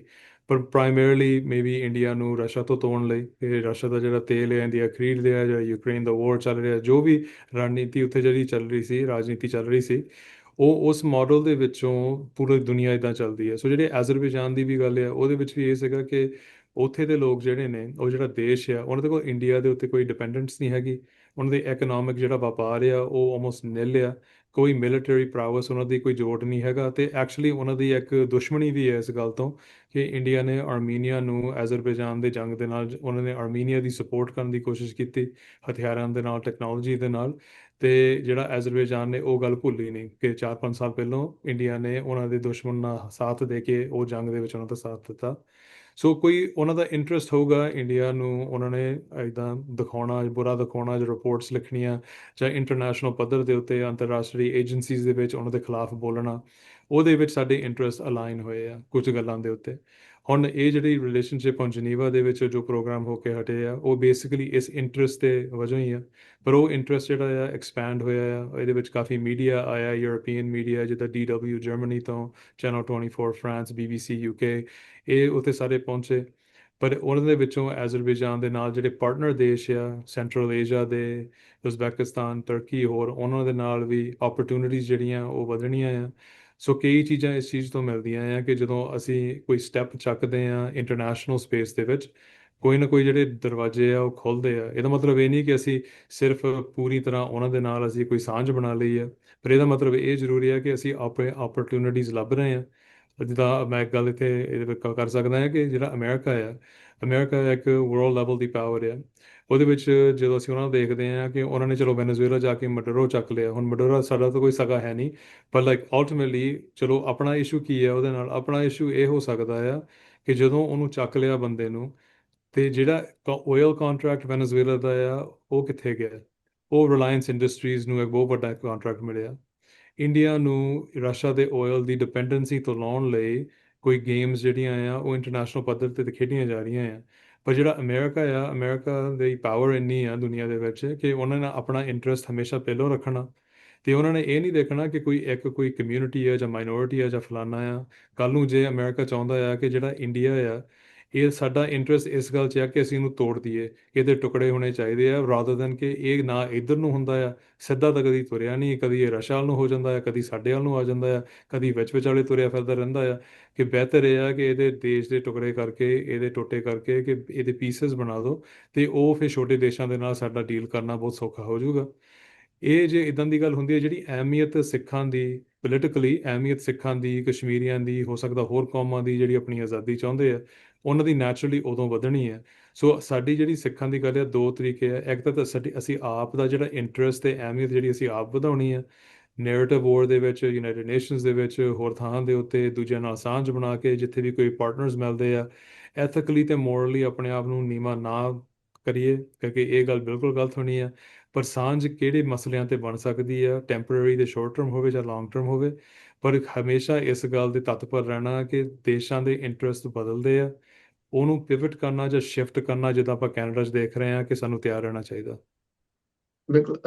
ਮਨਿੰਦਰ ਸਿੰਘ ਜੀ, ਇੱਕ ਜਿਹੜਾ ਨੁਕਤਾ ਆ ਜਿਹੜਾ ਮੈਂ ਤੁਹਾਡੇ ਨਾਲ ਡਿਸਕਸ ਕਰਨਾ ਚਾਹੁੰਦਾ, ਜਦੋਂ ਹੁਣ ਅਸੀਂ ਦੇਖ ਰਹੇ ਹਾਂ ਕਿ ਈਰਾਨ ਦੇ ਨਾਲ ਵੀ ਜਿਹੜੀ ਜੰਗ ਜਿਹੜੀ ਚੱਲ ਰਹੀ ਆ, ਮਤਲਬ ਸਿੱਖ ਭਾਵੇਂ ਇਸ ਟਾਈਮ ਅਸੀਂ ਕਹਿ ਸਕਦੇ ਹਾਂ ਸਿੱਖਾਂ ਦੇ ਕੋਲ ਕੋਈ ਮਤਲਬ ਉਸ ਜੰਗ ਦੇ ਵਿੱਚ ਵੀ ਕੋਈ ਇਹੋ ਜਿਹੀ ਪਾਵਰ ਜਾਂ ਇਹੋ ਜਿਹੀ ਪੋਜੀਸ਼ਨ ਨਹੀਂ ਹੈ ਜਿਹਦੇ ਨਾਲ ਉਹ ਕੋਈ ਫਰਕ ਪਾ ਸਕਣ। ਬਲਕਿ ਦੁਨੀਆ ਦੇ ਕਈ ਜਿਹੜੇ ਐਸਟੈਬਲਿਸ਼ਡ ਇਸ ਟਾਈਮ ਨੇਸ਼ਨਸ ਜਾਂ ਸਟੇਟਸ ਨੇ, ਉਹਨਾਂ ਦੇ ਕੋਲ ਵੀ ਕੋਈ ਇਹੋ ਜਿਹੀ ਸਮਰੱਥਾ ਨਹੀਂ ਆ। ਤੇ ਪਰ ਸਿੱਖ ਸੁਸਾਇਟੀ ਜਿਹੜੀ ਆ, ਮਤਲਬ ਉਹਦੀ ਜਿਹੜੀ ਅਪਰੋਚ ਆ ਉਹ ਡਿਵਾਈਡਡ ਨਜ਼ਰ ਆ ਰਹੀ ਆ ਇਸ ਸਮੇਂ ਵੀ, ਜਾਂ ਹੋਰ ਵੀ ਜਿਹੜੇ ਇੰਟਰਨੈਸ਼ਨਲ ਸਿਚੁਏਸ਼ਨਸ ਬਿਲਡਅਪ ਹੁੰਦੀਆਂ ਨੇ, ਉੱਥੇ ਜਿਹੜੀ ਸਿੱਖ ਸੁਸਾਇਟੀ ਆ ਉਹਦੀਆਂ ਵੱਡੇ ਪੱਧਰ ਤੇ ਡਿਵੀਜ਼ਨਸ ਨਜ਼ਰ ਆਉਂਦੀਆਂ ਨੇ। ਤਾਂ ਮਤਲਬ ਜਿਹੜੀ ਇੰਟਰਨੈਸ਼ਨਲ ਰਿਲੇਸ਼ਨਸ ਦੀ ਅਪਰੋਚ ਆ, ਉਹ ਹੁਣ ਤੁਸੀਂ ਜਿਹੜੇ ਦੋ ਨੁਕਤੇ ਉਭਾਰੇ ਕਿ ਇੱਕ ਤਾਂ ਇੰਟਰਸਟ ਜਿਹੜਾ ਫੈਕਟਰ ਆ, ਤੁਹਾਡੇ ਇੰਟਰਸਟ ਨੇ, ਦੂਜਾ ਹੈਗਾ ਤੁਹਾਡੀਆਂ ਮੋਰਲ ਵੈਲਿਊਜ਼। ਤਾਂ ਅਸੀਂ ਮਤਲਬ ਇਹਨਾਂ ਲਾਈਨਸ ਦੇ ਉੱਤੇ ਹੀ ਇਹ ਡਿਵੀਜ਼ਨ ਜਿਹੜੀ ਆ ਉਹ ਸਾਨੂੰ ਦਿਖਦੀ ਆ। ਹੁਣ ਤੁਹਾਨੂੰ ਕੀ ਲੱਗਦਾ ਕਿ ਕਿਹੜੀ ਜਿਹੜੀ ਅਪਰੋਚ ਆ ਉਹ ਇਸ ਟਾਈਮ ਦਾ ਜਿਹੜਾ ਵਰਲਡ, ਜਿਹੜਾ ਪ੍ਰੈਜ਼ੈਂਟ ਟਾਈਮ ਆ, ਅਸੀਂ ਜਿੱਥੇ ਬੈਠੇ ਆ ਅੱਜ, ਤਾਂ ਕਿਹੜੀ ਅਪਰੋਚ ਜਿਹੜੀ ਆ ਉਹ ਡੋਮੀਨੇਟ ਕਰਨੀ ਚਾਹੀਦੀ ਆ ਸਿੱਖ ਡਿਸੀਜਨ ਮੇਕਿੰਗ ਦੇ ਵਿੱਚ? ਬੇਸਿਕਲੀ ਸਿੱਖ ਇੰਟਰਸਟ ਜਿਹੜੇ ਆ ਉਹ ਡੋਮੀਨੇਟ ਕਰਨ, ਜਾਂ ਫਿਰ ਮਤਲਬ ਜਿਹੜੇ ਸਾਰੀ ਅਪਰੋਚ ਆ ਉਹ ਵੈਲਿਊਜ਼ ਦੇ ਉੱਤੇ ਜਾਂ ਮੋਰਲਸ ਦੇ ਉੱਤੇ ਜਿਹੜੀ ਆ ਉਹ ਲੈਣੀ ਚਾਹੀਦੀ ਹੈ, ਤੇ ਉਹਦੀ ਡੋਮੀਨੇਸ਼ਨ ਹੋਣੀ ਚਾਹੀਦੀ ਹੈ? I think to a degree ਦੋਨੇ ਬੈਲੈਂਸਡ ਜਿਹੜੇ ਉਹ ਹੁੰਦੇ ਆ ਅਪਰੋਚ, ਪਰ ਐਥਿਕਸ ਤੇ ਮੋਰਲਸ ਜਿਹੜੇ ਸਾਡੇ ਜਿਹੜੇ ਉਹ ਸਾਡੇ ਜਿਹੜੇ ਨਿੱਜੀ ਕੋਈ ਇੰਟਰਸਟ ਹੈ ਉਹ ਤੋਂ ਤਾਂ ਹਮੇਸ਼ਾ ਹੀ ਉੱਤੇ ਹੋਣੇ ਚਾਹੀਦੇ ਆ, ਪਰ ਜਦੋਂ ਪੰਥਕ ਇੰਟਰਸਟ ਆ, ਪੰਥਕ ਹੋਣ ਦੀ ਗੱਲ ਆ, ਉਥੇ ਇਹ ਜਿਹੜਾ ਫਿਰ ਥੋੜਾ ਜਿਹਾ ਬੈਲੈਂਸ ਦੀ ਲੋੜ ਆ, ਕਰਕੇ ਆਪਾਂ ਇਤਿਹਾਸ ਦੇ ਵਿੱਚ ਵੀ ਸਭ ਕੁਝ ਜਿਹੜਾ ਆ ਉਹ ਬਲੈਕ ਐਂਡ ਵਾਈਟ ਨਹੀਂ ਹੁੰਦਾ, ਉਹ ਵੀ ਗ੍ਰੇ ਏਰੀਆਜ਼ ਬਹੁਤ ਹੁੰਦੇ ਨੇ। ਗ੍ਰੇ ਏਰੀਆਜ਼, ਨਵਾਬੀ ਦੇ ਸਮੇਂ ਵੀ ਗ੍ਰੇ ਏਰੀਆ ਸੀ। ਉਹ ਜਦੋਂ ਲਖਪਤ ਰਾਏ ਨੂੰ ਹੱਥ ਪਾਉਣਾ ਸੀਗਾ, ਉਦੋਂ ਮੀਰ ਮਨੂੰ ਦੇ ਨਾਲ ਕੋਈ ਸੰਧੀਆਂ ਕਰਨ ਦੀ ਲੋੜ ਸੀਗੀ, ਉਦੋਂ ਵੀ ਗ੍ਰੇ ਏਰੀਆ ਸੀ। ਤੇ ਇਹ ਬਹੁਤ ਸਮੇਂ ਦੇ ਵਿੱਚ ਅਸੀਂ ਦੇਖਿਆ ਹੈ ਕਿ ਇਹ ਚੱਲਦਾ ਰਿਹਾ ਹੈ ਕਿ ਮੋਮੈਂਟਰੀ ਤੁਹਾਨੂੰ ਕੋਈ ਡਿਸਪੋਜੀਸ਼ਨ ਚਾਹੀਦੀ ਹੈ ਕਿ ਤੁਸੀਂ ਆਪਣੇ ਆਪ ਨੂੰ ਤਗੜਾ ਕਰਨਾ ਆ, ਸੋ ਤੁਸੀਂ ਕੀ ਕਰ ਸਕਦੇ ਆ ਉਹਦੇ ਵਿੱਚ। ਆਈ ਥਿੰਕ ਐਥੀਕਲੀ ਤੇ ਮੋਰਲੀ ਤੁਸੀਂ ਆਪਣੇ ਆਪ ਨੂੰ ਡਿਗਰੇਡ ਕਰਨ ਤਾਂ ਸਿੱਖਣ ਦਾ ਕੰਮ ਕਦੀ ਨਹੀਂ ਕੀਤਾ, ਪਰ ਤੁਸੀਂ ਆਪਣੀ ਜਿਹੜੀ ਪੋਲੀਟੀਕਲ ਜਿਹੜੀ ਰਾਜਨੀਤੀ ਆ, ਜਾਂ ਕਹ ਲਓ ਕਿ ਉਹ ਜਿਹੜਾ ਆ ਤੁਸੀਂ ਉਹਨੂੰ ਪ੍ਰਾਵਸ ਨੂੰ ਦਿਖਾਇਆ ਆ। ਸੋ ਈਵਨ ਰਾਈਟ ਨਾਓ ਇਹਦੇ ਵਿੱਚ ਅਸੀਂ ਜਿੱਦਾਂ ਬਹੁਤ ਛੇਤੀ ਅਸੀਂ ਇੱਕ ਪਾਸਾ ਚੁਣਨ ਨੂੰ ਚਲੇ ਜਾਂਦੇ ਹਾਂ ਕਿ ਤੁਸੀਂ ਕਿਹਨਾਂ ਦੇ ਨਾਲ ਹੈ, ਤੁਸੀਂ ਅਮਰੀਕਾ ਦੇ ਨਾਲ ਹੈ ਜਾਂ ਇਰਾਨ ਦੇ ਨਾਲ ਹੈ।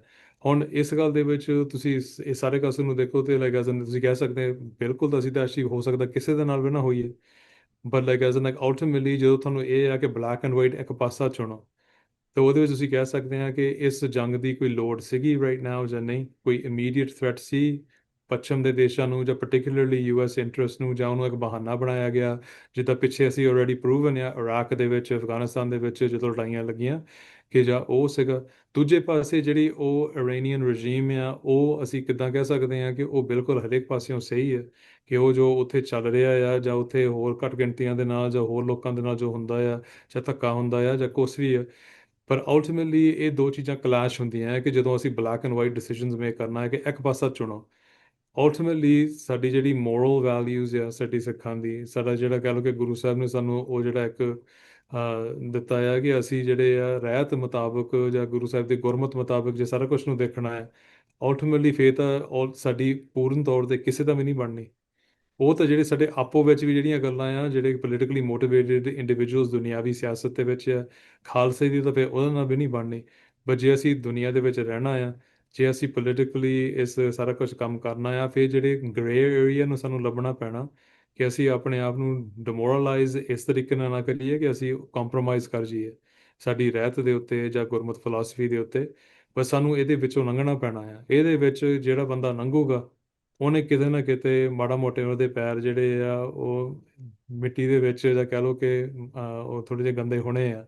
ਪਰ ਇਹ ਬਿਲਕੁਲ ਜਿਹੜਾ ਇੱਕ ਜਿਹੜਾ ਅਲਟੀਮੇਟਲੀ ਦੁਨਿਆਵੀ ਸਿਆਸਤ ਹੈ ਹੀ ਇਹ ਚੀਜ਼ ਹੈ ਜਿਹਦੇ ਵਿੱਚ ਇੰਟਰਸਟ ਜਿਹੜੇ ਆ ਕੌਮ ਦੇ ਜਾਂ ਨੇਸ਼ਨ ਦੇ ਉਹ ਆਲਵੇਜ਼ ਮੁੱਖ ਹੁੰਦੇ ਆ, ਤੇ ਬਾਅਦ ਦੇ ਵਿੱਚ ਜਿਹੜੀ ਬਾਕੀਆਂ ਦੀਆਂ ਗੱਲਾਂ ਆ ਦੂਜੇ ਇੰਟਰਸਟ ਜਾਂ ਮਾਈਨੋਰਿਟੀਜ਼ ਜਾਂ ਹਿਊਮਨ ਰਾਈਟਸ ਜਾਂ ਜੋ ਵੀ ਆ, ਅਲਟੀਮੇਟਲੀ ਅਨਫੋਰਚੂਨਟਲੀ ਉਹ ਸਾਰਿਆਂ ਲਈ ਬਾਅਦ ਦੀਆਂ ਗੱਲ ਹੋ ਜਾਂਦੀ ਹੈ। ਬਿਲਕੁਲ ਜੀ।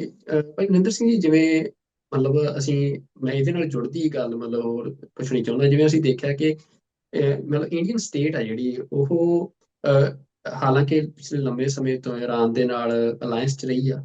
ਇਰਾਨ ਦੀ ਇਕਨੋਮਿਕਲੀ ਪੁਸ਼ ਵੀ ਰਿਹਾ ਇੰਡੀਆ ਨੂੰ, ਚਾਹੇ ਆਇਲ ਦੇ ਪੱਖ ਤੋਂ ਹੋਵੇ, ਚਾਹੇ ਉਹ ਜਿਹੜੇ ਸਟ੍ਰੈਟਜਿਕ ਪੋਰਟ ਬਿਲਡਿੰਗ ਆ ਉਹਦੇ ਪੱਖ ਤੋਂ ਹੋਵੇ।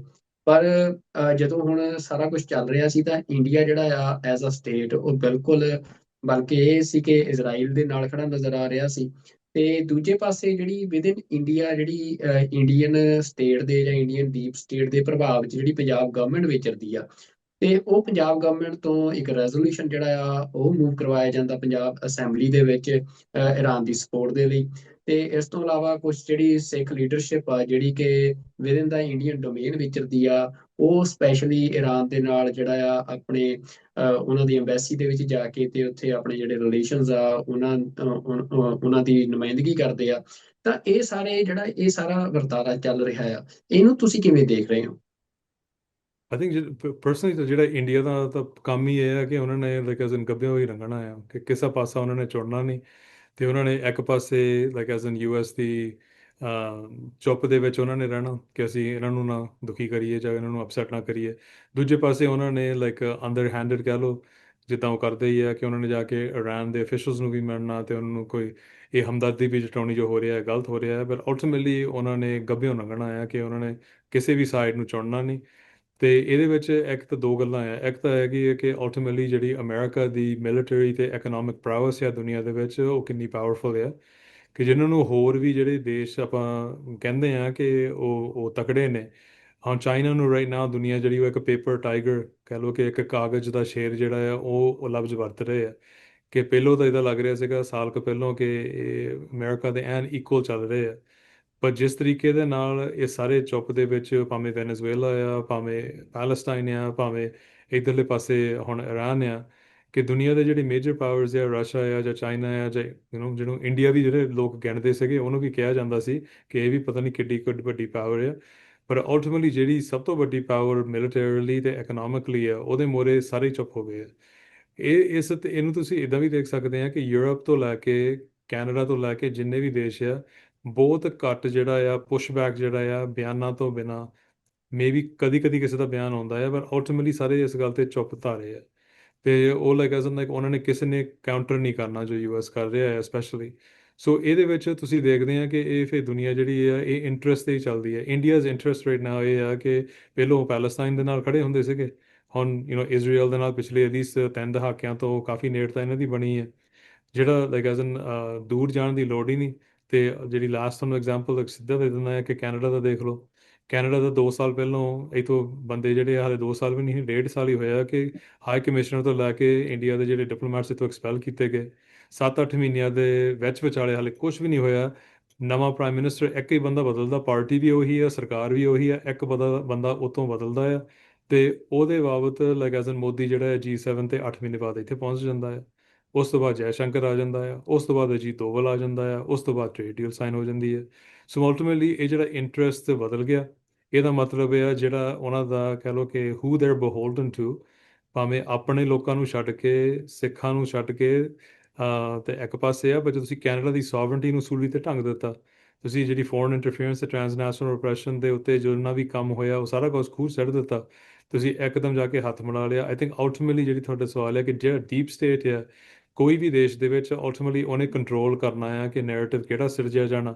ਤੇ ਜਸਟਿਨ ਟਰੂਡੋ ਵਰਗੇ ਜਿਨ੍ਹਾਂ ਨੇ ਮੇਬੀ ਉਸ ਡੀਪ ਸਟੇਟ ਤੋਂ ਬਾਹਰ ਹੋ ਕੇ ਇਮੋਸ਼ਨਲੀ ਇੱਕ ਗੱਲ ਜਿਹੜੀ ਆ ਦੇਸ਼ ਦੇ ਫਾਇਦੇ ਦੇ ਲਈ ਕਰ ਵੀ ਦਿੱਤੀ ਉਹਦੇ ਪਿੱਛੋਂ ਉਹਨੂੰ ਅਲਟੀਮੇਟ ਪ੍ਰਾਈਸ ਵੀ ਪੇ ਕਰਨੀ ਪਈ ਸਾਲ 1.5 ਸਾਲ ਦੇ ਵਿੱਚ ਵਿਚਾਲੇ ਕਿ ਉਹਦੀ ਸੀਟ ਵੀ ਜਾਂਦੀ ਲੱਗੀ ਉਹਦੀ ਪਾਰਟੀ ਦੀ ਲੀਡਰਸ਼ਿਪ ਵੀ ਜਾਂਦੀ ਲੱਗੀ।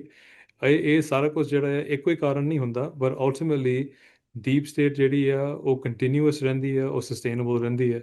ਉੱਤੇ ਚਿਹਰੇ ਜਿਹੜੇ ਆ ਓਬਾਮਾ ਆ ਜਾਂ ਬਾਈਡਨ ਆ ਜਾਂ ਟਰੰਪ ਆ ਇਹ ਭਾਵੇਂ ਬਦਲਦੇ ਵੀ ਰਹਿਣ ਪਰ ਅਮਰੀਕਾ ਦੀ ਜਿਹੜੀ ਅਮਰੀਕਾ ਇੰਟਰਸਟ ਫਰਸਟ ਦੀ ਪਾਲਿਸੀ ਆ ਉਹ ਤਾਂ ਦੂਜੇ ਵਰਲਡ ਵਾਰ ਤੋਂ ਬਾਅਦ ਉਸੇ ਤਰ੍ਹਾਂ ਚੱਲ ਰਹੀ ਹੈ ਤੇ ਦੁਨੀਆ ਜਿਹੜੀ ਹੈ ਅਲਟੀਮੇਟਲੀ ਅੱਜ ਵੀ ਆਪਾਂ ਦੇਖ ਰਹੇ ਹਾਂ ਕਿ ਉਹਨੂੰ ਚੈਲੰਜ ਕਰਨ ਦੇ ਵਿੱਚ ਬੜਾ ਇੱਕ ਘਬਰਾਹਟ ਦੇ ਵਿੱਚ ਉਹ ਚੱਲ ਰਹੇ ਆ ਉਹਨੂੰ ਓਪਨਲੀ ਕੋਈ ਨਹੀਂ ਚੈਲੰਜ ਕਰ ਰਿਹਾ। ਬਿਲਕੁਲ ਗੁਰਜਿੰਦਰ ਸਿੰਘ ਜੀ, ਜਿਹੜਾ ਹੁਣ ਸਮਾਂ ਦੁਨੀਆ ਦੇ ਵਿੱਚ ਅਨਸਰਟੇਨਿਟੀ ਦਾ ਹੈ, ਜਿਹੜੇ ਅਲਾਈਅੰਸਸ ਆ ਅਸੀਂ ਦੇਖ ਰਹੇ ਹਾਂ ਕਿ ਜਿਹੜੇ ਵੈਸਟ ਦਾ ਇਸ ਟਾਈਮ ਪ੍ਰੈਜ਼ੀਡੈਂਟ ਟਰੰਪ ਦੀ ਅਗਵਾਈ ਦੇ ਵਿੱਚ ਜਿਹੜੀ ਅਮਰੀਕਾ ਦੀ ਅਪਰੋਚ ਆ ਉਹਦੇ ਵਿੱਚ ਭਾਵੇਂ ਤੁਸੀਂ ਕਿਹਾ ਕਿ ਉਹ ਚੁੱਪ ਨੇ ਕੋਈ ਕਾਊਂਟਰ ਨਹੀਂ ਕਰ ਰਹੇ ਅਮਰੀਕਾ ਦੀ ਜਿਹੜੀ ਸਾਰੀ ਫੋਰਨ ਪਾਲਿਸੀ ਅਪਰੋਚ ਆ ਇਸ ਟਾਈਮ ਟਰੰਪ ਐਡਮਿਨਿਸਟ੍ਰੇਸ਼ਨ ਦੀ ਉਹਨੂੰ ਉਹਦੇ ਜਿਹੜੇ ਅਲਾਈਡ ਨੇ ਕੰਟਰੀਜ਼ ਪਰ ਉਹਦੇ ਨਾਲ ਉਵੇਂ ਸ਼ਾਮਲ ਵੀ ਨਾ ਹੋ ਰਹੇ। ਤਾਂ ਪਿਛਲੇ ਦਿਨੀ ਅਸੀਂ ਜਿਹੜੇ ਪ੍ਰਾਈਮ ਮਿਨਿਸਟਰ ਕਾਰ ਨੇ ਆ ਕੈਨੇਡਾ ਦੇ ਉਹਨਾਂ ਦੀ ਜਿਹੜੀ ਸਪੀਚ ਆ ਉਹ ਵੀ ਕਾਫੀ ਵਾਇਰਲ ਹੋਈ ਸੀ ਜਿਹਦੇ ਚ ਉਹਨਾਂ ਨੇ ਕਿਹਾ ਸੀ ਕਿ ਜਿਹੜਾ 올ਡ ਵਰਲਡ ਆਰਡਰ ਆ ਉਹ ਹੁਣ ਖਤਮ ਆ। ਤੇ ਮਤਲਬ ਇਹ ਸਾਰੀ ਸਿਚੁਏਸ਼ਨ ਜਿਹੜੀ ਦੁਨੀਆ ਦੀ ਇਸ ਟਾਈਮ ਬਣੀ ਆ ਉਹਦੇ ਵਿੱਚ ਜਿਹੜੀ ਸਿੱਖ ਅਪਰੋਚ ਆ ਅਸੀਂ ਕਹਿ ਸਕਦੇ ਹਾਂ ਕਿ ਫੋਰਨ ਰਿਲੇਸ਼ਨਸ ਦੀ ਜਾਂ ਡਿਪਲੋਮੇਸੀ ਦੀ ਉਹ ਕੀ ਹੋਣੀ ਚਾਹੀਦੀ ਆ। ਜਿਹੜੇ ਨੌਜਵਾਨ ਵੀ ਇਸ ਗੱਲਬਾਤ ਨੂੰ ਹੋਰ ਵੀ ਸੁਣ ਰਹੇ ਆ ਜਾਂ ਆਮ ਸਿੱਖ ਵੀ ਜਿਹੜੇ ਸੁਣ ਰਹੇ ਆ ਜਦੋਂ ਉਹਨਾਂ ਨੇ ਕਿਸੇ ਵੀ ਅਪਰੋਚ ਨੂੰ ਜੱਜ ਕਰਨਾ ਆ ਜਾਂ ਕਿਸੇ ਕਲੈਸ਼ ਨੂੰ ਕਿਸ ਨਜ਼ਰੀਏ ਤੋਂ ਦੇਖਣਾ ਆ ਤਾਂ ਮੈਂ ਇਹ ਸਵਾਲ ਇਸ ਕਰਕੇ ਕਰ ਰਿਹਾ ਕਿ ਉਹਨਾਂ ਨੂੰ ਕੁਝ ਬੇਸਿਕ ਅੰਡਰਸਟੈਂਡਿੰਗ ਜਿਹੜੀ ਆ ਉਹ ਬਣੇ। ਤਾਂ ਕਿਹੜੀ ਅਪਰੋਚ ਤੁਸੀਂ ਅਗਲੇ ਸਮੇਂ 'ਚ ਲੈ ਰਹੇ ਹੋ ਜਿਹਦੇ ਨਾਲ ਕਿ ਜਿਹੜਾ ਸਿੱਖ ਕੇਸ ਆ ਉਹ ਇਸ ਸਾਰੇ ਅਨਸਰਟੇਨਿਟੀ ਦੇ ਪੀਰੀਅਡ ਤੋਂ ਬਾਅਦ ਜਦੋਂ ਕੋਈ ਨਵਾਂ ਅਸੀਂ ਕਹਿ ਸਕਦੇ ਹਾਂ ਆਰਡਰ ਸਟੈਬਲਿਸ਼ ਹੋਣਾ ਤਾਂ ਉਹਦੇ ਵਿੱਚ ਉਹ ਹੁਣ ਦੇ ਨਾਲੋਂ ਚੰਗੀ ਸਥਿਤੀ ਦੇ ਵਿੱਚ ਨਜ਼ਰ ਆਵੇ। ਆਈ ਥਿੰਕ ਜਿਹੜੀ ਪ੍ਰਾਈਮ ਮਿਨਿਸਟਰ ਕਾਰਨੀ ਦੀ ਸਪੀਚ ਵੀ ਡਾਵੋਸ ਦੇ ਵਿੱਚ ਸੀਗੀ ਕਿ ਮਿਡਲ ਪਾਵਰਸ ਦੀ ਕਾਫੀ ਗੱਲਬਾਤ ਹੋਈ ਕਿ ਜਿਹੜੇ ਕਿ ਸੁਪਰ ਪਾਵਰਸ ਆ ਜਾਂ ਲਾਈਕ ਐਜ਼ ਐਨ ਅਮਰੀਕਾ ਆ ਰਸ਼ੀਆ ਚਾਈਨਾ ਇਦਾਂ ਦੇ ਦੇਸ਼ ਨੇ ਤੇ ਮਿਡਲ ਪਾਵਰਸ ਜਿਹੜੇ ਆ ਕੈਨੇਡਾ ਵਰਗੇ ਜਾਂ ਹੋਰ ਯੂਰਪੀਅਨ ਦੇਸ਼ ਆ ਜਾਂ ਆਸਟ੍ਰੇਲੀਆ ਨਿਊਜ਼ੀਲੈਂਡ ਹੋਣ ਕਿ ਉਹਨਾਂ ਦੇ ਵਿਚਾਲੇ ਜਿਹੜੀ ਕਿ ਇੱਕ ਟਸਲ ਚੱਲ ਰਹੀ ਹੈ। ਪਰ ਅਲਟੀਮੇਟਲੀ ਉਹ ਜਿਹੜੀ ਗੱਲ ਆ ਉਹ ਕਹ ਲਓ ਕਿ ਸ਼ਬਦ ਹੀ ਆ, ਬੋਲ ਹੀ ਆ, ਤੇ ਉਹਨਾਂ ਦਾ ਕੋਈ ਜੇ ਕਹ ਲਓ ਕਿ ਵੈਲਿਊ ਨਹੀਂ ਹੈਗੀ ਜਦੋਂ ਤੁਸੀਂ ਆਪ ਉਸ ਚੀਜ਼ ਤੇ ਨਹੀਂ ਖੜਨਾ। ਸੋ ਗੱਲ ਕਰਨੀ ਤਾਂ ਇੱਕ ਪਾਸੇ ਆ ਕਿ ਕੈਨੇਡਾ ਨੇ ਜੋ ਯੂ ਟਰਨ ਸਿੱਖਾਂ ਦੇ ਕੇਸ ਦੇ ਵਿੱਚ ਮੇਕ ਕੀਤਾ, ਕਿ ਅਲਟੀਮੇਟਲੀ ਤਾਂ ਉਹ ਕੈਪੀਚੁਲੇਸ਼ਨ ਹੀ ਆ ਤਾਂ ਹਾਈਐਸਟ ਡਿਗਰੀ, ਕਿ ਤੁਹਾਨੂੰ ਪਤਾ ਹੈ ਕਿ ਤੁਹਾਡੇ ਦੇਸ਼ ਨੂੰ ਖਤਰਾ ਆ। ਜਾਣ ਤੋਂ ਪਹਿਲਾਂ ਇੱਕ ਦਿਨ ਉਹਨਾਂ ਦੇ ਬੰਦੇ ਇਹ ਕਹਿ ਰਹੇ ਆ ਕਿ ਇੰਡੀਆ ਦਾ ਕੋਈ ਜਿਹੜੀ ਹਿੰਸਕ ਵਪਾਰ ਜਿਹਦੇ ਤੇ ਚੱਲ ਰਿਹਾ ਹੈ, ਕਿ ਜੋ ਵੀ ਹਿੰਸਾ ਇੱਥੇ ਵਾਪਰ ਰਿਹਾ ਹੈ ਕੈਨੇਡਾ ਦੇ ਵਿੱਚ, ਇੰਡੀਆ ਦੇ ਹੁਣ ਪਿੱਛੇ ਕੋਈ ਹੱਥ ਨਹੀਂ ਹੈਗਾ। ਜਿੰਨੀਆਂ ਫਰੌਤੀਆਂ ਜਾਂ ਲੈ ਕੇ ਪੋਲੀਟੀਕਲ ਅਸੈਸੀਨੇਸ਼ਨ ਦੀ ਗੱਲ, ਉਸੇ ਹਫਤੇ ਸਾਨੂੰ ਇੱਕ ਡਿਊਟੀ ਟੂ ਵਾਰਨ ਮਿਲਦੀ ਹੈ ਸਾਰੇ ਪਰਿਵਾਰ ਨੂੰ। ਉਸੇ ਹਫਤੇ ਜਿਹੜਾ ਪਬਲਿਕ ਸੇਫਟੀ ਮਿਨਿਸਟਰ ਆ ਉਹ ਦੂਜੇ ਬੰਦੇ ਦੀ ਗੱਲ ਕੱਟ ਕੇ ਸੀਨੀਅਰ ਅਫੀਸ਼ਲ ਦੀ ਕਹਿੰਦਾ ਕਿ ਨਹੀਂ, ਹਾਲੇ ਇੰਡੀਆ ਹਾਲੇ ਖਤਰਾ ਹੈਗਾ ਆ। ਕਾਰਨ ਨਹੀਂ ਜਾਂਦਾ ਆ ਇੰਡੀਆ ਨੂੰ, ਇੱਕ ਵੀ ਮੀਡੀਆ ਦਾ ਬਿਆਨ, ਕੋਈ ਵੀ ਜਰਨਲਿਸਟ ਤੋਂ ਕੁਐਸਚਨ ਨਹੀਂ ਲੈਂਦਾ। ਪਹਿਲੀ ਵਾਰ ਇਹ ਹੋਇਆ ਆ ਕੈਨੇਡੀਅਨ ਪ੍ਰਾਈਮ ਮਿਨਿਸਟਰ ਨਾਲ। ਅਨੀਤਾ ਆਨੰਦ ਇਸ ਗੱਲ ਦੇ ਵਿੱਚ ਫਸ ਜਾਂਦੀ ਆ ਕਿ ਇੰਡੀਆ ਜਿਹੜਾ ਆ ਕਿ ਇਹਦੇ ਨਾਲ ਹੁਣ ਕੀ ਰਿਲੇਸ਼ਨਸ਼ਿਪ ਤੁਹਾਡਾ ਹੋਊਗਾ, ਕਿ ਹੁਣ ਇੰਡੀਆ ਕੋਈ ਖਤਰਾ ਨਹੀਂ ਰਿਹਾ। ਦੂਜੇ ਪਾਸੇ ਲਾਅ ਇਨਫੋਰਸਮੈਂਟ ਤੇ ਜਿਹੜਾ ਕਿ ਇੰਟੈਲੀਜੈਂਸ ਏਜੰਸੀਜ਼ ਕੈਨੇਡਾ ਦੇ ਵਿੱਚ, ਉਹਨਾਂ ਦੇ ਬੰਦੇ ਗੁਪਤ ਰੂਪ ਦੇ ਵਿੱਚ ਜਾ ਕੇ ਗਲੋਬਲ ਮੇਲ ਦੇ ਨਾਲ ਇੱਕ ਵੱਡੇ ਮੀਡੀਆ ਅਦਾਰੇ ਦੇ ਨਾਲ ਗੱਲ ਕਰਦੇ ਆ ਕਿ ਲਾਈਕ ਐਜ਼ ਇਹ ਸਾਰਾ ਕੁਝ ਹੀ ਝੂਠ ਆ, ਹਾਲੇ ਵੀ ਇੰਡੀਆ ਖਤਰਾ ਆ। ਉਹ ਇੱਥੇ ਤੱਕ ਚਲੇ ਜਾਂਦੇ ਆ ਕਿ ਜੋ ਭਾਜੀ ਹਰਦੀਪ ਸਿੰਘ ਨਿੱਜਰ ਦੇ ਕੇਸ ਦੇ ਵਿੱਚ ਜਿਹੜੇ ਬੰਦੇ ਵੈਂਕੂਵਰ ਦੇ ਇੰਡੀਅਨ ਕੌਂਸੂਲੇਟ ਦੇ ਵਿੱਚ ਕੰਮ ਕਰਦੇ ਸੀ, ਉਹਨਾਂ ਨੇ ਬੇਨਕਾਬ ਕਰ ਦਿੱਤਾ ਕਿ ਸਾਡੇ ਕੋਲ ਤਾਂ ਇਨਫੋਰਮੇਸ਼ਨ ਉਦੋਂ ਵੀ ਸੀਗੀ ਕਿ ਬੰਦੇ ਸਿੱਖਾਂ ਦੇ ਉੱਤੇ ਸਰਵੇਲੈਂਸ ਕਰ ਰਹੇ ਆ, ਤੇ ਇਹਨਾਂ ਦੇ ਉੱਤੇ ਕੁਝ ਨਾ ਕੁਝ ਸਾਨੂੰ ਆਲਰੇਡੀ ਪਹਿਲਾਂ ਹੀ ਪਤਾ ਸੀ, ਤੇ ਪਰ ਇਹ ਇਨਫੋਰਮੇਸ਼ਨ ਸਾਨੂੰ ਹੋਲਡ ਕਰਨ ਲਈ ਕਿਹਾ ਗਿਆ। ਸੋ ਜਦੋਂ ਅਸੀਂ ਇਦਾਂ ਕੁਝ ਦੇਖਦੇ ਹਾਂ ਕਿ ਇਹ ਜਿਹੜੀਆਂ ਗੱਲਾਂ ਹੀ ਨੇ, ਕਿ ਬਹੁਤ ਕੁਝ ਪਿੱਛੇ ਜਿਹੜਾ ਚੱਲ ਰਿਹਾ ਆ, ਉਹ ਤੋਂ ਬਾਅਦ ਦੇ ਵਿੱਚ ਕਈ ਸਾਲਾਂ ਬਾਅਦ ਕਈ ਜਿਹੜੇ ਹਾਦਸੇ ਵਾਪਰ ਜਾਂਦੇ ਆ, ਜਦੋਂ ਭਾਜੀ ਦੀ ਸ਼ਹੀਦੀ ਹੋਈ ਆ ਉਹਨਾਂ ਤੋਂ ਬਾਅਦ ਇਹ ਸਾਰਾ ਕੁਝ ਇਨਫੋਰਮੇਸ਼ਨ ਬਾਹਰ ਆਉਂਦੀ ਹੈ। ਪਰ ਇਸ so called new world order ਦੇ ਵਿੱਚ ਹਾਲੇ ਇੱਕ ਗੱਲ ਜਿਹੜੀ ਆ ਉਹ ਸੁਪਰੀਮ ਆ, ਕਿ ਯੂਐਸ ਨੂੰ ਕਾਊਂਟਰ ਕਰਨ ਦੇ ਲਈ ਕੋਈ ਵੀ ਇੱਕ ਇਕੱਲੀ ਪਾਵਰ ਜਿਹੜੀ ਆ ਉਹ ਆਪਣਾ ਫੇਸ ਨਹੀਂ ਦਿਖਾ ਰਹੀ। ਸੋ ਪਾਵਰ ਇਜ਼ ਪਾਵਰ।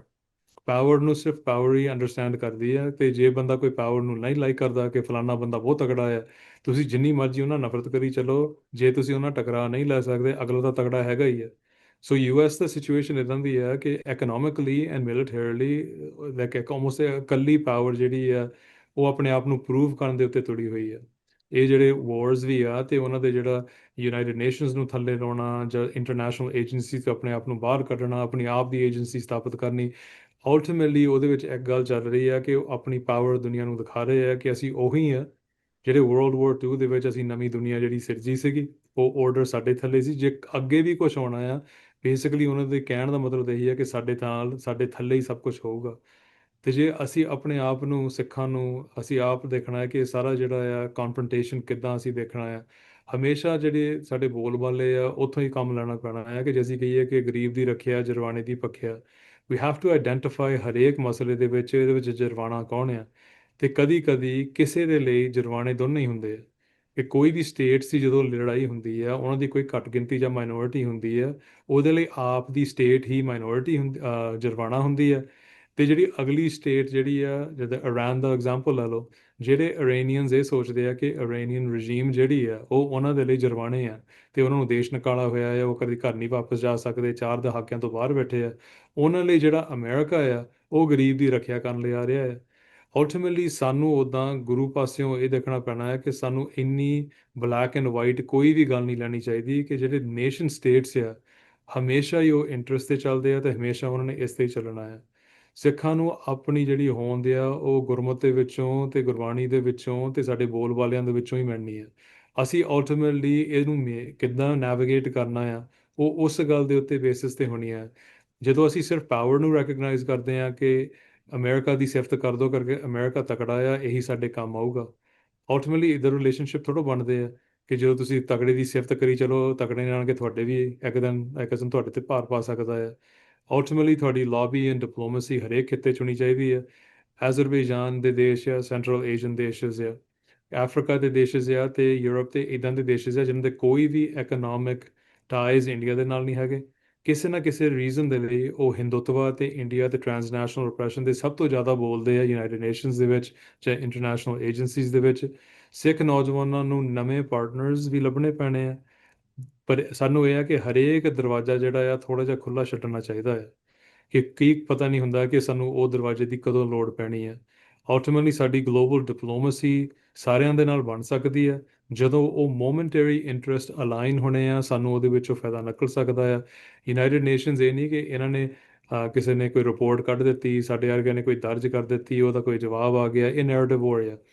ਇਹ ਤੋਂ ਅੱਗੇ ਇੰਟਰਨੈਸ਼ਨਲ ਡਿਪਲੋਮੇਸੀ ਤੇ ਲੌਬੀਇੰਗ ਦੇ ਵਿੱਚੋਂ ਹੋਰ ਕੁਝ ਨਹੀਂ ਨਿਕਲਦਾ। ਬੇਸਿਕਲੀ ਅਲਟੀਮੇਟਲੀ ਇਹ ਹੁੰਦਾ ਹੈ ਕਿ ਤੁਸੀਂ ਇੱਕ ਨੈਰੇਟਿਵ ਵੋਰ ਇੰਡੀਆ ਦੇ ਨਾਲ ਉਹ ਮੈਦਾਨਾਂ ਦੇ ਵਿੱਚ ਲੜ ਰਹੇ ਹੋ ਜਿਹੜੇ ਅਸੀਂ ਛੱਡ ਵੀ ਨਹੀਂ ਸਕਦੇ। ਪਰ ਅਲਟੀਮੇਟ ਜਿਹੜੀ ਲੜਾਈ ਆ ਸਿੱਖਾਂ ਦੀ, ਉਹ ਦੇਸ਼ ਪੰਜਾਬ ਦੇ ਵਿੱਚ ਹੀ ਹੋਣੀ ਹੈ। ਉਹ ਕੋਈ ਵੀ ਰੂਪ ਲੈ ਸਕਦੀ ਹੈ। ਸਾਨੂੰ ਸਾਰਿਆਂ ਲਈ ਤਿਆਰ ਰਹਿਣਾ ਚਾਹੀਦਾ ਜੋ ਗੁਰੂ ਆਸ਼ੇ ਦੇ ਵਿੱਚ ਆ। ਸਾਡਾ ਕਿਸੇ ਦਾ ਇੱਕ ਦਾ ਹੱਕ ਨਹੀਂ ਬਣਦਾ ਕਿ ਇਹ ਕਹੀਏ ਕਿ ਇਸੇ ਤਰ੍ਹਾਂ ਹੋਊਗੀ ਜਾਂ ਉਸੇ ਤਰ੍ਹਾਂ ਹੋਊਗੀ। ਉਹ ਪੰਜਾਬ ਦੇ ਨੌਜਵਾਨ, ਪੰਜਾਬ ਦੇ ਲੋਕ, ਉਹਨਾਂ ਨੇ ਤੈਅ ਕਰਨਾ ਹੈ ਕਿ ਲੜਾਈ ਅਸੀਂ ਹੁਣ ਕਿੱਦਾਂ ਲੜਨੀ ਹੈ। ਪਹਿਲੋਂ 80ਵੇਂ ਤੇ 90 ਦੇ ਵਿੱਚ ਉਹਨਾਂ ਨੇ ਤੈਅ ਕੀਤਾ ਸੀ। ਉਸ ਤੋਂ ਪਹਿਲੋਂ ਜਦੋਂ ਧਰਮ ਯੁੱਧ ਮੋਰਚੇ ਤੋਂ ਪਹਿਲੋਂ ਅਨੰਦਪੁਰ ਸਾਹਿਬ ਦਾ ਮਤੇ ਚੱਲ ਰਹੇ ਸੀ, ਉਦੋਂ ਵੀ ਉਹਨਾਂ ਨੇ ਤੈਅ ਕੀਤਾ ਕਿ ਅਸੀਂ ਗ੍ਰਿਫਤਾਰੀਆਂ ਦੇਣੀਆਂ ਆ, ਜਾਂ ਅਸੀਂ ਪ੍ਰੋਟੈਸਟ ਕਰਨਾ, ਜਾਂ ਅਸੀਂ ਕੀ ਕਰਨਾ ਆ, ਸਿਆਸਤ ਵਰਤਣੀ ਆ। ਅਲਟੀਮੇਟਲੀ ਸਾਡੇ ਕੋਲ ਹੀਲੇ ਵਸੀਲੇ ਇਹ ਸਾਰੇ ਹੀ ਨੇ। ਪਰ ਜੇ ਅਸੀਂ ਇਹ ਗੱਲ ਤੇ ਫਿਨਿਸ਼ ਕਰਨਾ ਆ ਕਿ ਸਾਡਾ ਜਿਹੜਾ ਨਜ਼ਰੀਆ ਆ, ਸਾਨੂੰ ਮਹਾਰਾਜ ਨੇ ਲਾਈਕ ਐਜ਼ ਇਨ ਇਹ ਗੱਲ ਆਖੀ ਸੀਗੀ, ਸੈਨਾਪਤੀ ਨੇ ਦਰਜ ਕੀਤੀ ਗੁਰਸੋਬਾ ਦੇ ਵਿੱਚ, ਏਕ ਔਰ ਪਇਓ ਖਾਲਸਾ ਏਕ ਔਰ ਸੰਸਾਰ। ਕਿ ਸਿੱਖਾਂ ਦਾ ਜਿਹੜਾ ਨਜ਼ਰੀਆ ਆ ਉਹ ਰਿਹਾ ਦੁਨੀਆ ਪ੍ਰਤੀ, ਉਹ ਵੱਖਰੀ ਹੈ। ਸਾਰਾ ਸੰਸਾਰ ਇੱਕ ਪਾਸੇ ਤੇ ਖਾਲਸੇ ਦੀ ਜਿਹੜਾ ਨਜ਼ਰੀਆ ਉਹ ਇੱਕ ਪਾਸੇ ਆ। ਸੋ ਅਸੀਂ black and white the game 'ਚ ਨਾ ਆਈਏ ਕਿ ਸਾਨੂੰ ਇੱਕ ਪਾਸਾ ਚੁਣਨਾ ਪੈਣਾ ਆ। ਇਹਦੇ ਵਿੱਚ ਸਾਡੀ ਇੱਕ ਬਹੁਤ ਵੱਡੀ ਮੋਰਲ ਤੇ ਐਥੀਕਲ ਹਾਰ ਹੋਊਗੀ। ਕਰਕੇ ਨੇਸ਼ਨ ਸਟੇਟ ਦੀ ਲੜਾਈਆਂ ਦੇ ਵਿੱਚ ਇੰਟਰਸਟ ਹੀ ਆ ਜਿਹੜੇ ਲੜ ਰਹੇ ਆ, ਉਹਦੇ ਵਿੱਚ ਮਨੁੱਖੀ ਅਧਿਕਾਰਾਂ ਦੀ ਘਾਣ ਜਿਹੜਾ ਹੁੰਦਾ ਆ, ਕਤਲੇਆਮ ਜਿਹੜੇ ਹੁੰਦੇ ਆ, ਉਹ ਫਿਰ ਸਭ ਕੁਝ ਸਾਨੂੰ ਪਾਸੇ ਕਰਨਾ ਪੈਣਾ ਆ। ਤੇ ਜਿਹੜੀ ਕੌਮ ਬੇਸਿਕਲੀ ਇਹ ਹੱਕਾਂ ਦੇ ਲਈ, ਇਹ ਲੋਕਾਂ ਦੇ, ਗਰੀਬਾਂ ਦੇ ਲਈ ਖੜੀ ਆ ਗੁਰੂਆਂ ਤੋਂ ਲੈ ਕੇ ਹੁਣ ਤੱਕ, ਫਿਰ ਅਸੀਂ ਉਹ ਕੌਮ ਨਹੀਂ ਰਹਿਣਾ। ਤੇ ਇਹ ਸਭ ਤੋਂ ਵੱਡੀ ਹੋਊਗੀ। ਭਾਵੇਂ ਸਾਨੂੰ 100 ਸਾਲ ਹੋਰ ਲੱਗ ਜਾਏ ਲੜਾਈ ਦੇ ਵਿੱਚ, ਕਿ ਅਲਟੀਮੇਟਲੀ ਆਪਣੇ ਆਪ ਨੂੰ ਕੰਪਰੋਮਾਈਜ਼ ਤੇ ਡਾਇਲੂਟ ਨਾ ਕਰੀਏ। ਇਹ ਸਭ ਤੋਂ ਵੱਡੀ ਗੱਲ ਹੋਊਗੀ ਇਸ ਸਮੇਂ ਦੇ ਵਿੱਚ। ਬਿਲਕੁਲ ਭਾਈ ਮਨਿੰਦਰ ਸਿੰਘ ਜੀ, ਬੜੀਆਂ ਗੰਭੀਰ ਗੱਲਾਂ ਤੁਸੀਂ ਤੇ ਜਿਹੜੀ ਰੀਸੈਂਟ ਅਪਡੇਟ ਆ ਸਾਰੀ ਸਿੱਖ ਅਪਰੋਚ ਨੂੰ ਲੈ ਕੇ ਉਹ ਵੀ ਦੱਸੀ, ਤੇ ਨਾਲ ਹੀ ਜਿਹੜੀਆਂ ਸਿਧਾਂਤਕ ਗੱਲਾਂ ਨੇ ਉਹ ਵੀ ਦੱਸੀਆਂ। ਮੈਂ ਆਪਣੇ ਦਰਸ਼ਕਾਂ ਨਾਲ ਵੀ ਇਹ ਗੱਲ ਸਾਂਝੀ ਕਰਨੀ ਚਾਹੁੰਦਾ ਕਿ ਬੜੀ ਸਪਸ਼ਟਤਾ ਦੇ ਨਾਲ ਭਾਈ ਮਨਿੰਦਰ ਸਿੰਘ ਹੋਰਾਂ ਨੇ ਦੱਸਿਆ ਕਿ ਜਿਹੜਾ ਗ੍ਰੇ ਏਰੀਆ ਆ, ਤੇ ਅਦਰਵਾਈਜ਼ ਵੀ ਜਿਹੜਾ ਸਿੱਖ ਸਿਧਾਂਤ ਆ ਉਹ ਜਿਵੇਂ ਉਹਨਾਂ ਨੇ ਸਪਸ਼ਟ ਕੀਤਾ ਕਿ ਮਜ਼ਲੂਮ ਦੀ ਰਾਖੀ ਦੀ ਗੱਲ ਕਰਦਾ ਹੈ। ਪਰ ਜਦੋਂ ਨੇਸ਼ਨ ਸਟੇਟਸ ਜਿਹੜੀਆਂ, ਜਿਹੜਾ ਅੱਜ ਦੀ ਦੁਨੀਆ ਆ ਜਿੱਥੇ ਜਿਹੜੇ ਕਲੈਸ਼ਿਸ ਨੇ ਉਹ ਨੇਸ਼ਨ ਸਟੇਟਸ ਦੇ ਹੋ ਰਹੇ ਆ, ਤੇ ਨੇਸ਼ਨ ਸਟੇਟਸ ਦੇ ਕਲੈਸ਼ਿਸ ਜਿਹੜੇ ਆ ਉਹ ਮੇਅਰਲੀ ਕੋਈ ਹਿਊਮਨ ਵੈਲਿਊਜ਼ ਦੇ ਉੱਤੇ ਨਹੀਂ ਹੋ ਰਹੇ। ਉਹ ਸਿਰਫ ਤੇ ਸਿਰਫ ਪਰਸਨਲ ਜਿਹੜੀਆਂ ਸਟੇਟਸ ਨੇ ਉਹਨਾਂ ਦੇ ਜਿਹੜੇ ਆਪਣੇ ਇੰਟਰਸਟ ਆ ਉਹਦੇ ਲਈ ਹੋ ਰਹੇ ਆ। ਇਸੇ ਕਰਕੇ ਮੁਸਲਮਾਨ ਜਿਹੜੇ ਮੁਲਕ ਆ ਉਹ ਮੁਸਲਮਾਨ ਮੁਲਕਾਂ ਦੇ ਨਾਲ ਹੀ ਲੜ ਰਹੇ ਆ, ਜਿਹੜੇ ਕ੍ਰਿਸਚਨ ਮੁਲਕ ਆ ਉਹ ਕ੍ਰਿਸਚਨ ਮੁਲਕਾਂ ਦੇ ਨਾਲ ਉਹਨਾਂ ਦੀ ਨਹੀਂ ਬਣ ਰਹੀ। ਤਾਂ ਇਸ ਕਰਕੇ ਸਿੱਖਾਂ ਨੂੰ ਇਸ ਸਮੇਂ ਦੀ ਜਿਹੜੀ ਸਿਆਸਤ ਆ, ਅੱਜ ਦੀ ਸਿਆਸਤ ਆ, ਉਹ ਸਮਝਣੀ ਪੈਣੀ ਆ। ਤੇ ਇਹ ਸਾਰੇ ਦੇ ਵਿੱਚ ਜਿਹੜਾ ਆਪਣਾ ਕੋਰ ਆਈਡੀਆ ਆ ਸਿੱਖੀ ਦਾ ਕਿ ਮਜ਼ਲੂਮ ਦੇ ਨਾਲ ਜਿਹੜਾ ਖੜਨਾ, ਮਜ਼ਲੂਮ ਦੇ ਲਈ ਬੋਲਣਾ, ਉਹਦੀ ਜਿਹੜੀ ਕਲੀਅਰ ਡੈਫੀਨੇਸ਼ਨ ਆ ਉਹ ਸਿੱਖਾਂ ਨੂੰ ਉਹਦੀ ਸਮਝ ਆਉਣੀ ਬੜੀ ਜ਼ਰੂਰੀ ਆ। ਤੇ ਨਾਲ ਦੀ ਨਾਲ ਭਾਈ ਮਨਿੰਦਰ ਸਿੰਘ ਹੋਰਾਂ ਨੇ ਦੱਸਿਆ ਕਿ 18ਵੀਂ ਸਦੀ ਦੇ ਸਿੱਖਾਂ ਨੇ ਜਿਹੜੀ ਉਸ ਸਮੇਂ ਦੀ ਸਿਆਸਤ ਦੇ ਮੁਤਾਬਕ ਜਿਹੜੀ ਅਪਰੋਚ ਲਈ, ਜਿਹਦੇ 'ਚ ਗੁਰਬਾਣੀ ਦਾ ਵੀ ਇਹ ਫਰਮਾਨ, ਗੁਰੂ ਸਾਹਿਬ ਦਾ ਇਹ ਫਰਮਾਨ ਹੈ ਕਿ ਰਾਜ ਬਿਨਾਂ ਨੇ ਧਰਮ ਚਲੇ ਹੈ, ਧਰਮ ਬਿਨਾਂ ਸਭ ਦਲੇ ਮਲੇ ਹੈ। ਤੇ ਜਿਹੜਾ ਮਤਲਬ ਇਹ ਜਿਹੜੀ ਧਾਰਨਾ ਆ ਕਿ ਜਿਹਦੇ ਵਿੱਚ ਉਹਨਾਂ ਨੇ ਗੱਲ ਕਹੀ ਹੈ ਕਿ ਪਾਵਰ ਜਿਹੜੀ ਆ ਉਹ ਅਲਟੀਮੇਟ ਆ। ਜੇ ਤੁਸੀਂ ਕਿਸੇ ਮਜ਼ਲੂਮ ਦੀ ਰਾਖੀ ਵੀ ਕਰਨੀ ਹੈ ਤਾਂ ਵੀ ਉਹ ਪਾਵਰ ਦੇ ਨਾਲ ਹੀ ਕੀਤੀ ਜਾ ਸਕਦੀ ਆ।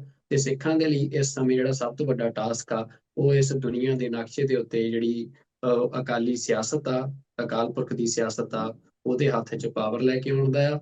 ਤੇ ਸਾਡੇ ਨਾਲ ਗੱਲਬਾਤ ਕਰਨ ਦੇ ਲਈ ਭਾਈ ਮਨਿੰਦਰ ਸਿੰਘ ਜੀ, ਤੁਹਾਡਾ ਬਹੁਤ ਧੰਨਵਾਦ। ਤੁਸੀਂ ਬੜੇ ਅੱਜ ਕੱਲ੍ਹ ਬਿਜ਼ੀ ਹੁੰਦੇ ਹੋ, ਕਈ ਮੁਲਕਾਂ ਦੇ ਸਫ਼ਰ ਜਿਹੜੇ ਆ ਤੁਸੀਂ ਕਰ ਰਹੇ ਹੋ, ਸਿੱਖ ਰਿਲੇਸ਼ਨ ਬਿਲਡਿੰਗ ਕਰ ਰਹੇ ਹੋ ਡਿਫਰੈਂਟ ਨੇਸ਼ਨਸ ਦੇ ਨਾਲ, ਡਿਫਰੈਂਟ ਕਮਿਊਨਿਟੀਜ਼ ਦੇ ਨਾਲ। ਤੇ ਅਸੀਂ ਟੀਵੀ 84 ਦੇ ਵੱਲੋਂ ਤੁਹਾਡਾ ਧੰਨਵਾਦ ਵੀ ਕਰਦੇ ਹਾਂ ਸਾਰੇ ਤੁਹਾਡੇ ਕਾਰਜਾਂ ਦੇ ਲਈ। ਤੇ ਜਿਹੜਾ ਇਹ ਨਵਾਂ ਇੱਕ ਤੁਸੀਂ ਸਿੱਖ ਫੈਡਰੇਸ਼ਨ ਦੇ ਤੌਰ ਤੇ ਜਿਹੜੀ ਇੱਕ ਪਿਛਲੇ ਕੁਝ ਸਮੇਂ ਤੋਂ ਕੰਮ ਸ਼ੁਰੂ ਕੀਤਾ ਆ ਸਾਰੇ ਡਾਇਸਪੋਰਾ ਕਮਿਊਨਿਟੀਜ਼ ਦੇ ਵਿੱਚ ਖਾਸ ਤੌਰ ਤੇ, ਉਹਦੇ ਲਈ ਵੀ ਅਸੀਂ ਤੁਹਾਡੀ ਸ਼ਲਾਘਾ ਕਰਦੇ ਹਾਂ। ਤੇ ਨਾਲ ਹੀ ਦੁਨੀਆ ਭਰ ਦੇ ਵਿੱਚ ਟੀਵੀ 84 ਦੇਖ ਰਹੇ ਸਮੂਹ ਦਰਸ਼ਕਾਂ ਨੂੰ ਵੀ ਅਸੀਂ ਬੇਨਤੀ ਕਰਦੇ ਹਾਂ ਕਿ ਟੀਵੀ 84 ਹੱਕ ਸੱਚ ਦੀ ਆਵਾਜ਼ ਆ। ਇਸੇ ਕਰਕੇ ਭਾਰਤ ਸਰਕਾਰ ਵੱਲੋਂ ਅਸੀਂ ਲਗਾਤਾਰ ਪਾਬੰਦੀਆਂ ਦੀ ਮਾਰ ਚੱਲ ਰਹੇ ਹਾਂ। ਤੇ ਤੁਹਾਡੀ ਸਪੋਰਟ ਦੇ ਨਾਲ ਹੀ ਜਿਹੜਾ ਟੀਵੀ 84 ਆ ਉਹ ਪੰਥ ਦੀ, ਕੌਮ ਦੀ ਤੇ ਮਜ਼ਲੂਮਾਂ ਦੀ ਜਿਹੜੀ ਆਵਾਜ਼ ਆ ਉਹ ਚੁੱਕ ਰਿਹਾ ਆ। ਤਾਂ ਤੁਸੀਂ ਜਿਹੜੀ ਟੀਵੀ 84 ਦੀ ਸਪੋਰਟ ਕਰਨ ਦੇ ਲਈ ਟੀਵੀ 84 ਦੀ ਵੈਬਸਾਈਟ tv84.com ਤੇ ਜਾ ਕੇ ਜਾਂ ਫਿਰ ਟੀਵੀ 84 ਦੀਆਂ ਐਪਸ ਤੁਸੀਂ ਆਪਣੇ ਮੋਬਾਈਲ ਤੇ, ਚਾਹੇ ਐਂਡਰੋਇਡ ਐਪ ਹੈ ਚਾਹੇ ਉਹ ਤੁਸੀਂ ਐਪਲ ਦਾ ਫੋਨ ਯੂਜ਼ ਕਰਦੇ ਹੋ, ਤੁਸੀਂ ਆਪਣੇ ਮੋਬਾਈਲ ਦੇ ਵਿੱਚ ਐਪ ਡਾਊਨਲੋਡ ਕਰਕੇ ਟੀਵੀ 84 ਦੀਆਂ ਵੀਡੀਓਜ਼ ਤੇ 24 ਆਵਰ ਜਿਹੜੀ ਫੀਡ ਹੈ, ਲਾਈਵ ਫੀਡ ਆ ਉਹ ਦੇਖ ਸਕਦੇ ਹੋ। ਤੇ ਨਾਲ ਹੀ ਤੁਹਾਡੀ ਡੋਨੇਸ਼ਨ ਜਿਹੜੀ ਆ ਤੁਸੀਂ ਸਕਰੀਨ ਦੇ ਉੱਤੇ ਜਿਹੜੀ ਆ ਰਿਹਾ ਨੰਬਰ ਆ ਉਹਦੇ ਉੱਤੇ ਰਾਬਤਾ ਕਰਕੇ ਜਾਂ ਇਸ ਐਡਰੈਸ ਦੇ ਉੱਤੇ ਆਪਣੇ ਚੈੱਕ ਭੇਜ ਕੇ ਤੁਸੀਂ ਆਪਣੀਆਂ ਡੋਨੇਸ਼ਨਸ ਦੇ ਸਕਦੇ ਹੋ। ਨਾਲ ਹੀ ਵੈਬਸਾਈਟ ਦੇ ਉੱਤੇ ਤੇ ਐਪ ਦੇ ਉੱਤੇ ਵੀ ਡੋਨੇਟ ਬਟਨ ਦੇ ਉੱਤੇ ਜਾ ਕੇ ਤੁਸੀਂ ਆਪਣੀਆਂ ਡੋਨੇਸ਼ਨਸ ਦੇ ਸਕਦੇ ਹੋ। ਤੇ ਅੱਜ ਦੇ ਲਈ ਫਿਲਹਾਲ ਇੰਨਾ ਹੀ। ਅਗਲੇ ਪ੍ਰੋਗਰਾਮ ਦੇ ਵਿੱਚ ਕਿਸੇ ਹੋਰ ਨਵੇਂ ਮਹਿਮਾਨ ਦੇ ਨਾਲ ਕਿਸੇ ਹੋਰ ਨਵੇਂ ਮੁੱਦੇ ਤੇ ਤੁਹਾਡੇ ਅੱਗੇ ਹਾਜ਼ਰ ਹੋਵਾਂਗੇ। ਉਦੋਂ ਤੱਕ ਰੱਬ ਰਾਖਾ ਜੀ। ਭਾਈ ਵਾਹਿਗੁਰੂ ਜੀ ਕਾ ਖਾਲਸਾ, ਖਾਲਸਾ ਵਾਹਿਗੁਰੂ ਜੀ ਕੀ ਫਤਿਹ। ਵਾਹਿਗੁਰੂ ਜੀ ਕੀ ਫਤਿਹ।